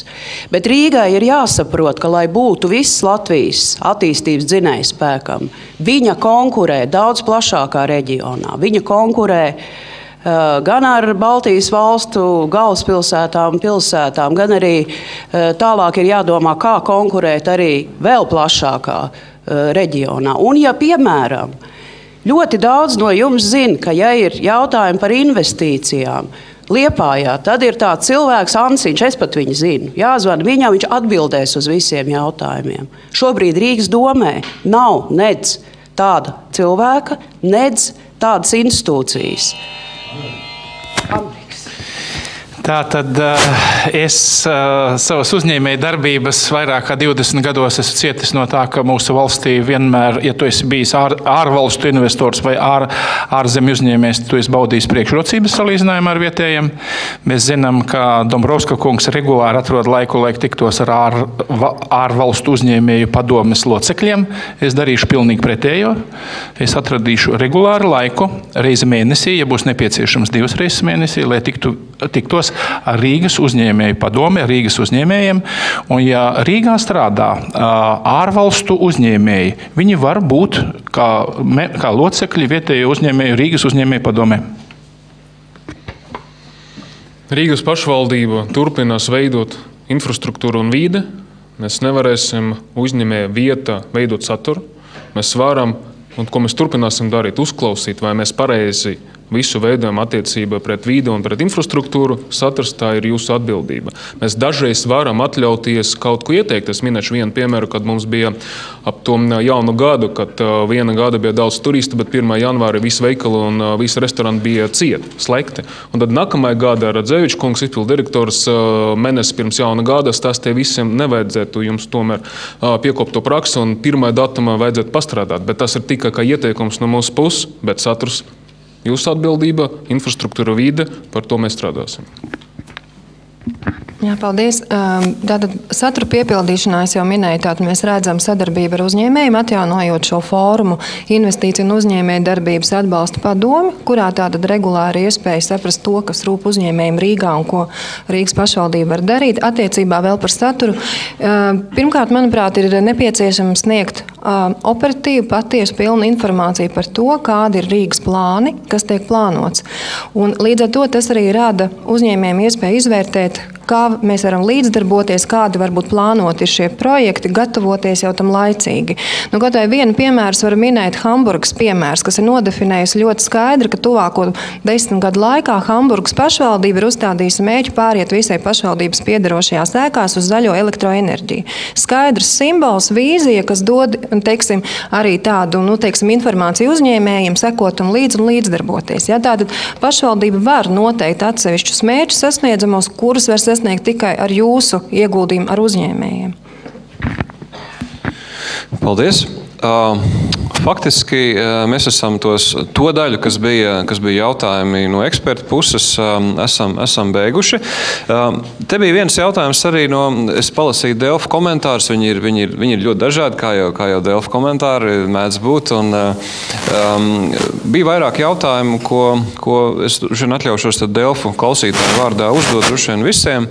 Un tas jautājums ir arī, kādā veidā risināt park and ride sistēmu. Zinu, tur zināms iestrādes ir, bet arī katram jautājums ļoti īsi. Tas, ko mēs redzam šodien, ka bez īpašas sistēmas tā tradīcija, tāds paražu tiesības ir izveidojušās. Ja īpaši, ja mēs skatāmies no Juglas puses, tad ļoti daudz iedzīvotāji, kas brauc no tās puses Siguldas vai no citiem rajoniem, labprāt atstāja mašīnas, vai tas ir Alfa vai kādos citos tirzniecības centros, visu dienu novietojot automašīnu, bet tālāk pārvietojoties sabiedrisko transportu. Tā kā tā tradīcija ir iedibināta. Savukārt, protams, tam ir jābūt mērķtiecīgam, jo tādējādi mēs traucējam tiem cilvēkiem, kas brauc iepirkties. Ja, tātad pieprasījums ir, cilvēki jau labprātīgi to izmanto. Rīgas atbildība ir izveidot tātad katrā no šiem maģistrāliem iebraucamajiem ceļiem šādas novietnes, kurās tad ērti varētu to izmantot. Šo jautājumu mēs varēsim atrisināt, kā tā pašvaldība, un tā skaitā Rīgas pašvaldībai tiks pilnvērtīgi atļauts PPP projekti. Tas ir privātu-publiskas partnerības projekti, kad privātie būvēs sadarbībā ar Rīgas pašvaldību. Es nedomāju, ka būtu pareizākais variants, ja Rīgas pašvaldība tieši par nodokļu maksātāju naudu būvēs pilnā apjoma šos objektus. Šim ir jābūt privātiem ieguldījumiem, bet pirms tam mums ir jābūt atļauja veidot šis PPP projekts. Tātad es uzskatu, ka Rīgā ir, ja paskatās Rīgas kartē, tas ir redzams, Rīgā ir brīnišķīga sliežu sistēma. Vajadzētu elektrovilcienu integrēt Rīgas sabiedriskā transporta sistēmā. Un pie gala stacijām varētu būvēt šīs park and ride stacijas. Tas būtu signāls uzņēmējiem, kāda ir tā pilsētas vīzija, kas ir jāattīsta. Un pilsētas sabiedriskais transports, es runāju šobrīd par tramvajiem, trolejbusiem un autobusiem, viņš jāpadara maksimāli maksimāli ērts lietošanā rīdziniekiem, un šeit ir virkni pasākumu, kas ir veicami, sākot no tā, ka šobrīd ir jāpārkāpj, ja tu gribi aizbraukt no viena Rīgas gala līdz otram, un tas viss tiek darīts tikai, lai labāk pelnītu e-karte, ir jābūt tādiem maršrutiem izpētītiem, kas iet no vienas Rīgas vietas uz otru. Tātad faktiski ir jābūt ļoti pārdomātai Rīgas sabiedriskā transporta sistēmai, un gala punktos ir jāveido parkandraides stacijas stāvvietas. Privātā publiskā partnerība var tikt lietot, lai veidot šos te parku un raidu parkus, bet ir šie parki jāplāno vietās, kurās ir ļoti laba tālākā sabiedriskā transporta satiksme, jo daži iepriekšējie piemēri jau liecina, ka ir pilnīgi bezjēdzīgi tos uzliet kaut kādās vietās, kur nekā tāda nav. Mēs uzskatām, ka tai prioritātei, un ja mēs runājam prioritātes secībā Rīgā, tad pirmais ir gājējs, otrais ir velobraucējs un trešais tramvajs, un tāpēc šī sistēma, kas būtu izdevīgi, jo cilvēki atstās šais novietnēs savas mašīnas tikai tad, ja tas būs izdevīgi, ja viņam tālāk būs ļoti izdevīgi nokļūt. Tas, protams, atslogot Rīgu un ļautu to gājēju, velobraucēju, tramvaju prioritāti realizēt. Jā, parku un raida vajag ieviest, bet tas noteikti jādara pašvaldībā. Un tie jāskatās, kāpēc jau tagad cilvēki atstāja pie lielveikaliem automašīnas. Tāpēc, ka tas ir droši un tāpēc, ka tas neko nemaksā.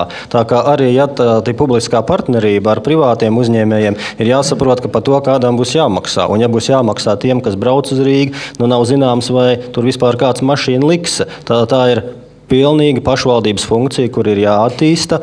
Un te jāskatās arī, kad jādomā par transporta attīstību, kaut vai te pieminēja 6. tramvaja virzienu uz Juglu.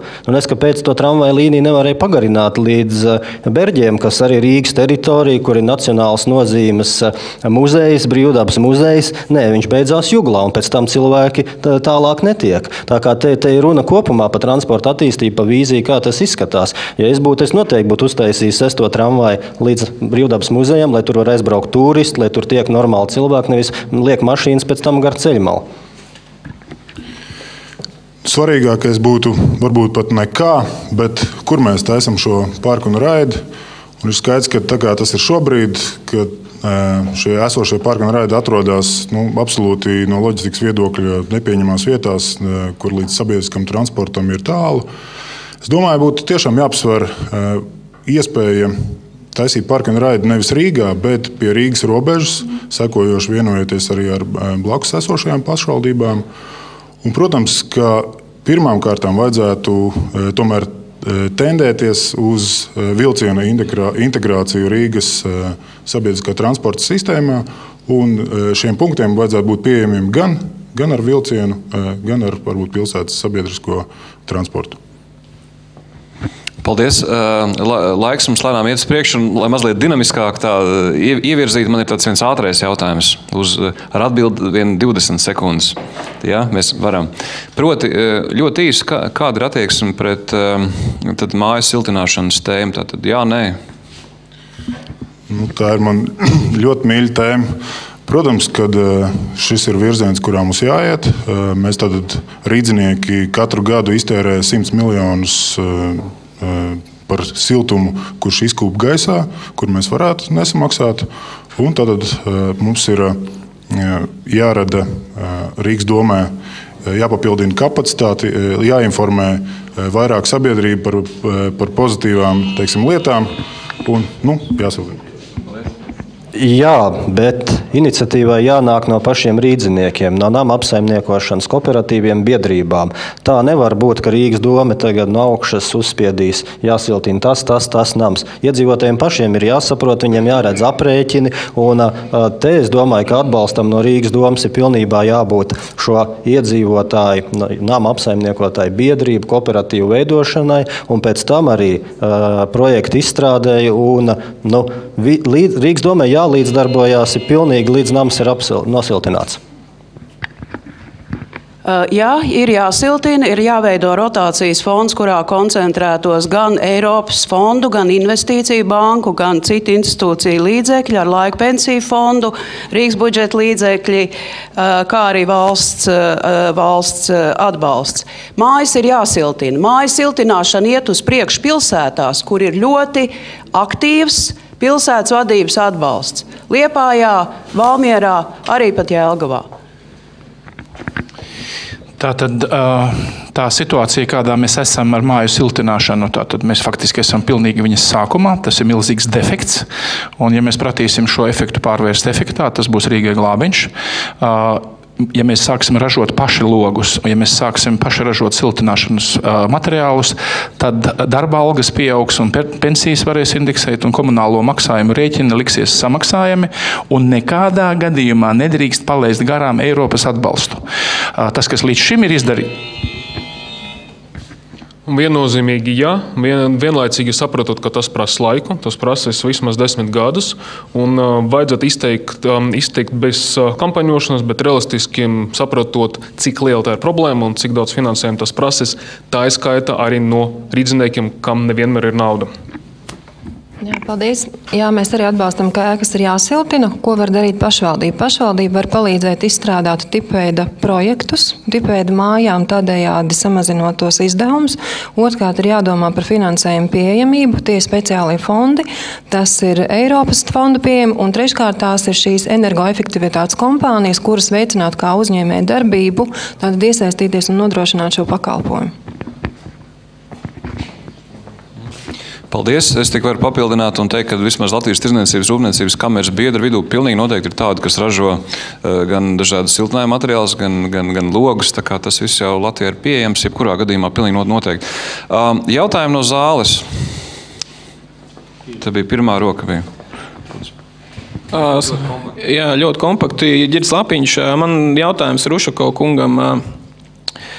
13. gada budžets ir ar 50 miljonu deficītu, 12. gada budžets ir ar 50 miljonu deficītu, nauda pazūd kapitāla sabiedrībās. Tas jautājums ir tāds, kur ir tās jūsu slēptās rezerves, ja šajā brīdī tas atbalsts uzņēmēju darbībai ir tāds, kāds viņš ir? Pirmkārt, man būtu lūgums, es redzēju jūsu aprēķinus internetā. Man būtu lūgums, lai jūs to precizētu, jo pagājušajā gadā deficīts nebija 50 miljonu lati, pagājušajā gadā deficīts bija 10 miljonu lati. Tas būtu pirmais precizējums. Aizpagājušajā gadā deficīts bija, ja nemaldos, 400 000. 10. gada mums bija pārpalikums budžeta, līdz ar to lūgums samainīt jūsu tabulu, pēc tam uzdot jautājumu vēlreiz. Paldies par kompaktu arī atbildi. Lūdzu. Māris Simnovičs no pārstāv atkrituma apsaimniekošanas uzņēmuma Eko Baltija. Man ir jautājums, kas ir jā, nē. Pirmais, vai jūs atbalstat Rīgas sadalīšanu atkrituma apsaimniekošanas zonā un konkursu rīkošanu, vai arī monopola uzņēmuma attīstību? Un otrs jautājums, vai jūs, prāt, vajag turpināt aizdomīgos iepirkums Gedliņos par atkritumu pārstādi, vai arī ļaut to beidzot darīt privātajiem uzņēmumiem? Arī mēģinām tad 30 sekundes, jā? Lūdzu.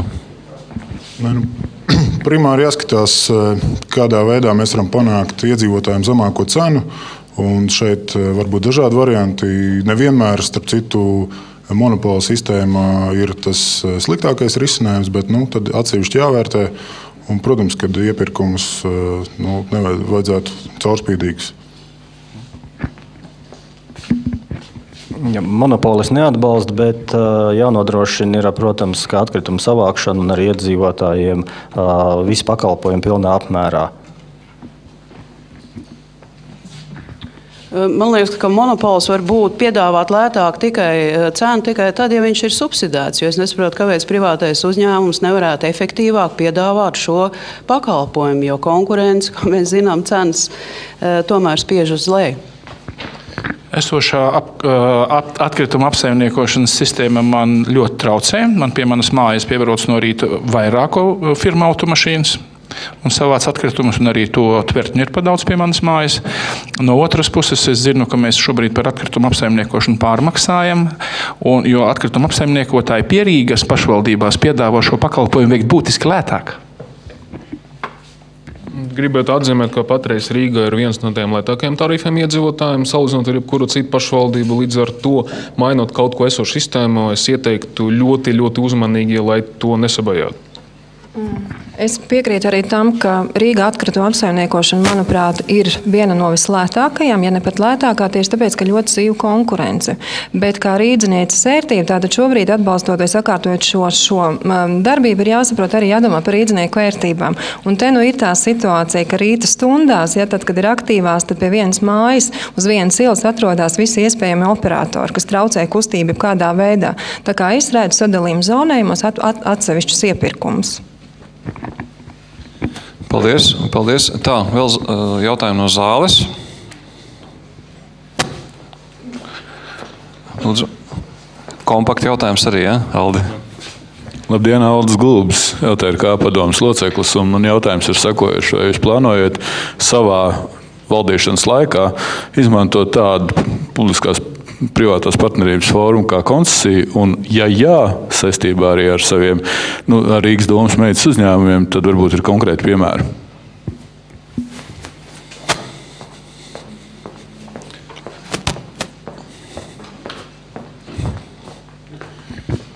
Līdzīgi kā iepriekšējā jautājumā, ir jāvērtē, ko mēs no tā iegūstam, kāda ir plusi, kāda ir mīnus. Un, ja mēs redzam, ka tādējādi mēs varam panākt labu rezultātu, kāpēc gan ne? Ja tāda nepieciešamība radīsies, jā, bet jāskatās ir tiešām, lai šī līdzdalība ar sadarbību ar privātiem nāk par labu rīdziniekiem. Jā, var jau būt, ka šādai nodošanai koncesijā piemērs varētu būt mans minētais Rīgas ūdens dzeramā ūdens pudeļu biznesa, kur būtu jāizsol resursi, nevis pašiem jāražo ūdeni. Es esmu pārliecināts, ka privātā un publiskā partnerattiecība varētu Rīgai dot ļoti lielu pienesumu, un ir noteikti nākotnē iespējami veiksmīgi piemēri, ko tieši varētu atdot koncesijās. Es par šo jautājumu nesdomāju. Īpaši nav ko atdot. Ja mēs runājam par siltumu, par ūdeni, par satiksmēm, par namu pārvaldnieku, tad viennozīmīgi nē.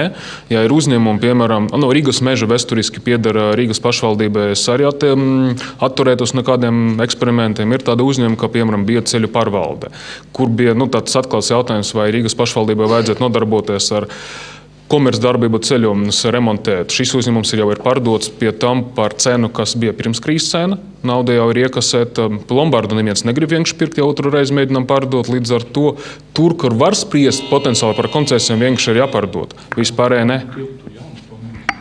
Es gribētu teikt, ka viens no piemēriem Park un Ride tātad varētu būt tas, kur patiešām privātais izbūvē, varbūt tas pašvaldības piešķirtās zemes izbūvē šo novietni un tad savas izmaksas un peļņu iegūst no šī gala lietotāja. Tas varētu būt viens veids. Nākamie varētu vērtēt par, teiksim, stadionu vai, pieņemsim, koncertzāles būvniecību, jā, bet tam ir jābrauc finanses ekonomiskais pamatojums, vai tas ieguldījums atspēkos to vērtību un vai no gala lietotāja būs iespēja nosegt gan kapitāla izmaksas, gan peļņu. Paldies. Tā vēl jautājumi no zāles. Tāpat lūdzu stādamies priekšā. Labdien, Krišjāns Liepiņš. Man ir jautājums Uškoku kungam. Jūs lielaties ar skolu un bērnās remontu.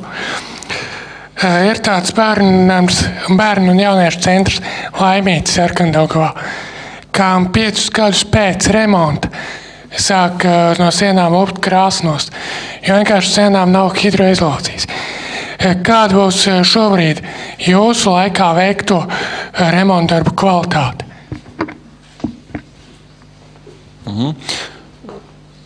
Tagad vairāk par uzņēmējdarbības tēmu tos jautājumus mēģinām iebēt, lūdzu. Par remontu, kas bija izdarīts pirms 5 gadiem, es atturēšos komentēt, bet runāt kopumā par remontu darbu kvalitāti, vide ir ok. Bet mums atļaušos arī dažreiz kritizēt uzņēmējus, jo nevienmēr kvalitāte ir laba.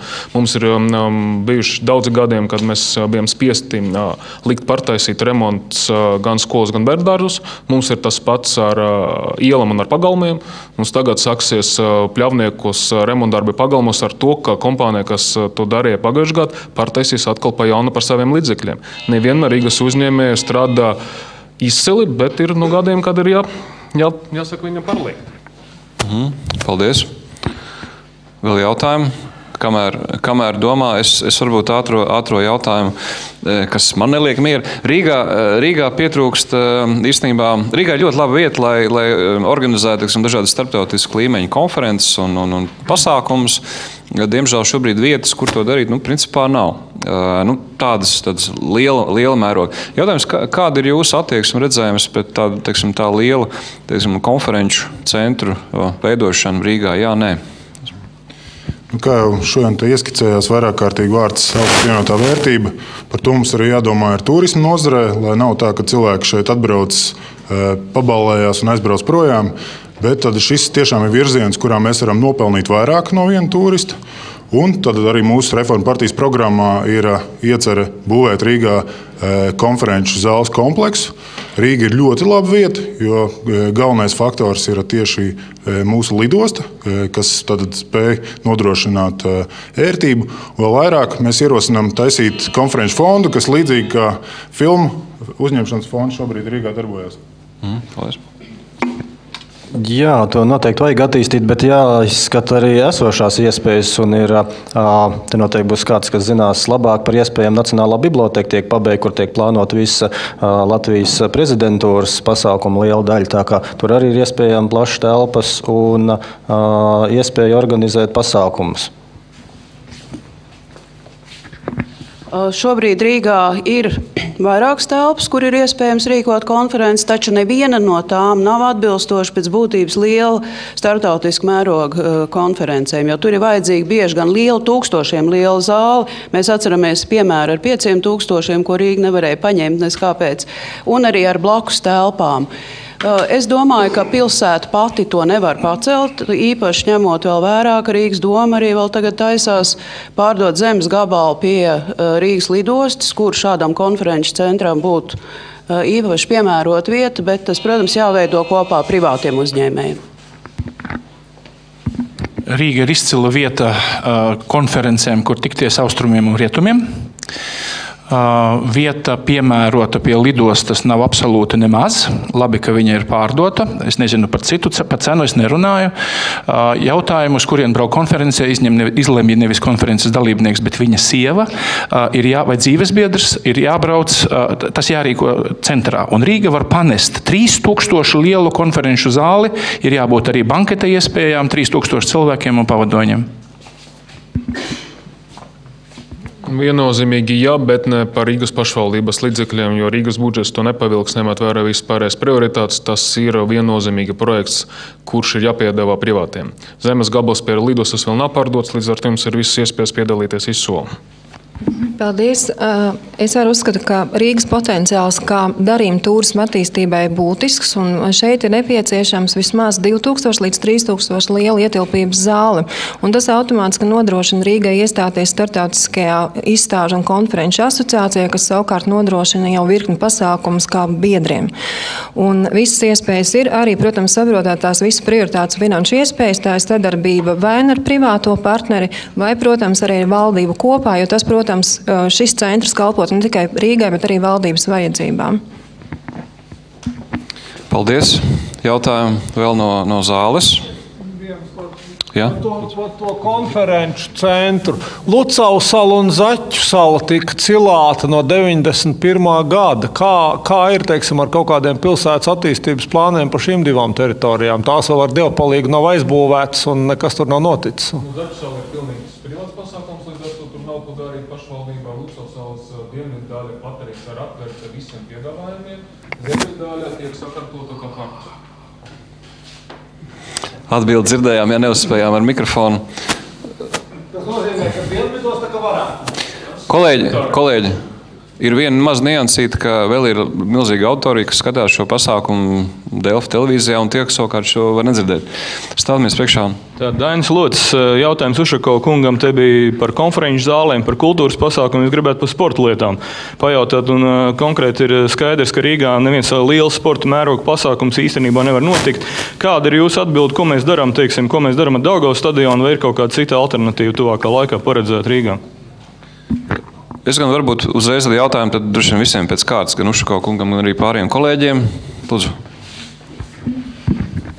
Protams, Rīgai ir ļoti svarīgi nodrošināt visu veidu infrastruktūru, arī tātad sporta un izklaides, bet šeit noteikti būtu jāiet teiksim tā, roku rokā ar izglītības ministrijas vīziju, kā viņi to ir plānojuši, jo kaut vai aizvien aiz tā apstākļa, ka tad būs pieejami Eiropas Savienības struktūra fondi un Rīga varēs savā budžetā tik daudz naudu neiztērēt.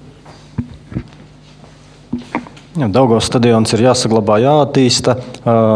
Rīgas pilsētāji ir jāsadarbojās gan ar valdību, gan ar izglītības ministriju, gan arī, protams, ar privātiem uzņēmējiem, un Rīgā sporta pasākumi jau var notikt. Daugavas stadionu var rekonstruēt, ņemot vērā to ļoti bēdīgo situāciju tikai kopā ar valdību, tas loģiski. Tas, kas būtu Rīgas atsevišķais uzdevums, piedošana ne pa sportu, ir mežparka estrāde. Mēs visi zinām to traģisko situāciju, cik maz cilvēku dabūja biļetes uz dziesmu svētkiem. Tas ir jāizdara līdz Latvijas 100-gadēji, bet, manuprāt, vēl viens virziens ļoti svarīgs, veicinot nodarbības brīvā dabā, nevis tikai profesionālo sportu, ir sakārtot skolu stadionus un padarīt tos pieejamus arī brīvdienās, arī vasarā. Daži no tiem ir pieejami, bet ne visi. Rīgas pilsētā ir jāattīsta sporta infrastruktūra. Rīgas pilsēta varētu beidzot sākt sadarboties ar Rīgas pilsētā izvietotajām augstskolām. Rīgas pilsēta varētu kopā ar augstskolām, un augstskolas būtu gatavas ieguldīt naudu skolu sporta zāļu celtniecībai. Skolēni varētu tur sportot pa dienu, studenti vakaros. Attiecībā par Daugavas stadionu, protams, Daugavas stadions ir jāattīsta, un es gan nesapratu to sporta ieceri dziesmu svētku estrādes vietā. Gribētu atgādināt visiem kolēģiem, ieskaitot bijušus ministrus, ka stadions Daugava pieder valsti, nevis pašvaldībai. Pašvaldība plāno Zepniekalnā sākt 15. gada būvēt lielu vieglo atlētikas manēžu, jo bez tā mēs neiztiksim, un to, kas mums patreiz ir, vienkārši nav jēgas rekonstruēt. Paralēli notiek remontdarbi skolas, attiecīgi sporta zāles notiek, ir izveidotas lielas 5 laukumi pie skolām, kas ir domāti apkaimiem tieši, un to mēs turpināsim darīt, veidojot infrastruktūru pie skolām, un 4 gadu laika viens liels infrastruktūras objekts, tas ir proti Zepniekalna vieglo atlētikas manēža. Jā, paldies. Mūsu pamatmērķis arī tātad vesela bērna, vesela nākotne, un vesela bērna tātad arī mūsu nākotnē. Un līdz ar to tātad Daugavas stadiona rekonstrukcija neuzskatām īsti par piemērotu, tīri tādēļ, ka infrastruktūra atrašanās vieta tām vajadzībām, kāds ir modernam stadionam mūsdienās, īsti piemērota nav. To liecina vairāk eksperti. Tā kā finansiāli izdevīgāk ir būvēt jaunu stadionu. Tāpat laikā attiecībā par sportu, ir jāattīst un jārod iespēja gan tautas sportam, gan šim profesionālajiem sportam. Tas, ko vēl varētu paralēli darīt katrā no Rīgas parkiem ar ļoti minimāliem finanšu ieguldījumiem, ir uzstādīt šos trenažierus, kuros katrs rīta skrējējs vai vakar var arī iztaipīties. Jā. Faktiski tad Es saprotu, ka tas nobeiguma frāze var būt, ka katrs varētu iztaipīties kopā ar policistiem kaut kā tā. Jā, parkā. Parkā. Lieliski. Uz šīs patīkamās nots man jāsaka, ka laiks ir paskrējis nemanot, un šīs 2 stundas ir pagājušas. Mums ir priekšā vienas tāds mazs vingrinājums, un tātad tie, kas ir zālē ir ļoti rāja publika, tātad ir aicinājums rīkot pirmās vēlēšanas, tās īstās būs 1. jūnijā, bet, ja nemaldos, ja? 1. jūnijā, tad, ja. Un aicinu tātad visiem, kas nāca iekšā reģistrējās, bija tātad dažādu krāsu šīs lapiņas, un mēs arī esam salikuši šīs lapiņas pie kandidātiem. Es varu parādīt, tad viņas šādas viņas izskatās dažādas, un uz īsu brītiņu tātad aicinājums ir nobalsot, vienkārši mēģināsim saprast, apmēram kāds tad skats ir vismaz šajā zālē. Tad pirmie vēlēšana rezultāti būs zinām pēc minūtes. Arī, manuprāt, jā. Tātad paceļam tātad un mēģināsim arī piefiksēt uz mūsu, kā domājām vēl visi, jā? Vienkārši visi reizē paceļam uz augšu to, par ko jūs šodien noklausoties esat gatavi balsot. Tā, kas mums te parādās? Nu, šāds ir. Jā, tātad šāds ir. Laikam es tā uz aci vairāk. Laikam šodien izskatās, te ir dažādi balsojumi par visiem. Un vairāk laikam Baibai bija. Citu par Baibu bija ļoti viens labs mīļš komentārs. Delfos droši vien var apskatīties. Es teikšu milzīgu paldies jums par atvēlēto laiku un kā pateicībā par to, kad atradāt šo laiku, maza dāvaniņa no Latvijas Tirdzniecības rūpniecības kameras, un proti Latvijas Tirdzniecības rūpniecības kamera katru gadu izdod grāmatu. Un grāmata, kuru mēs izdevām šajā gadā, bija Singapūras stāsts. Ļoti interesanta grāmata par to, kā viena faktiski maza pilsētu valsts, kas ir, jāsaka, 100 reizes mazāka par Latviju, kaut kur Rīgas, starp citu izmērā, kura ir spējusi nokļūt tur, kur Singapūra ir nokļuvusi. Šajā grāmatā ir daudz labas pamācības, kuras, ja nav gadījumā lasītas tiešām, un var viņas iepazīties un pastudēs, jebkurā gadījumā noderēs arī politiskajā darbā.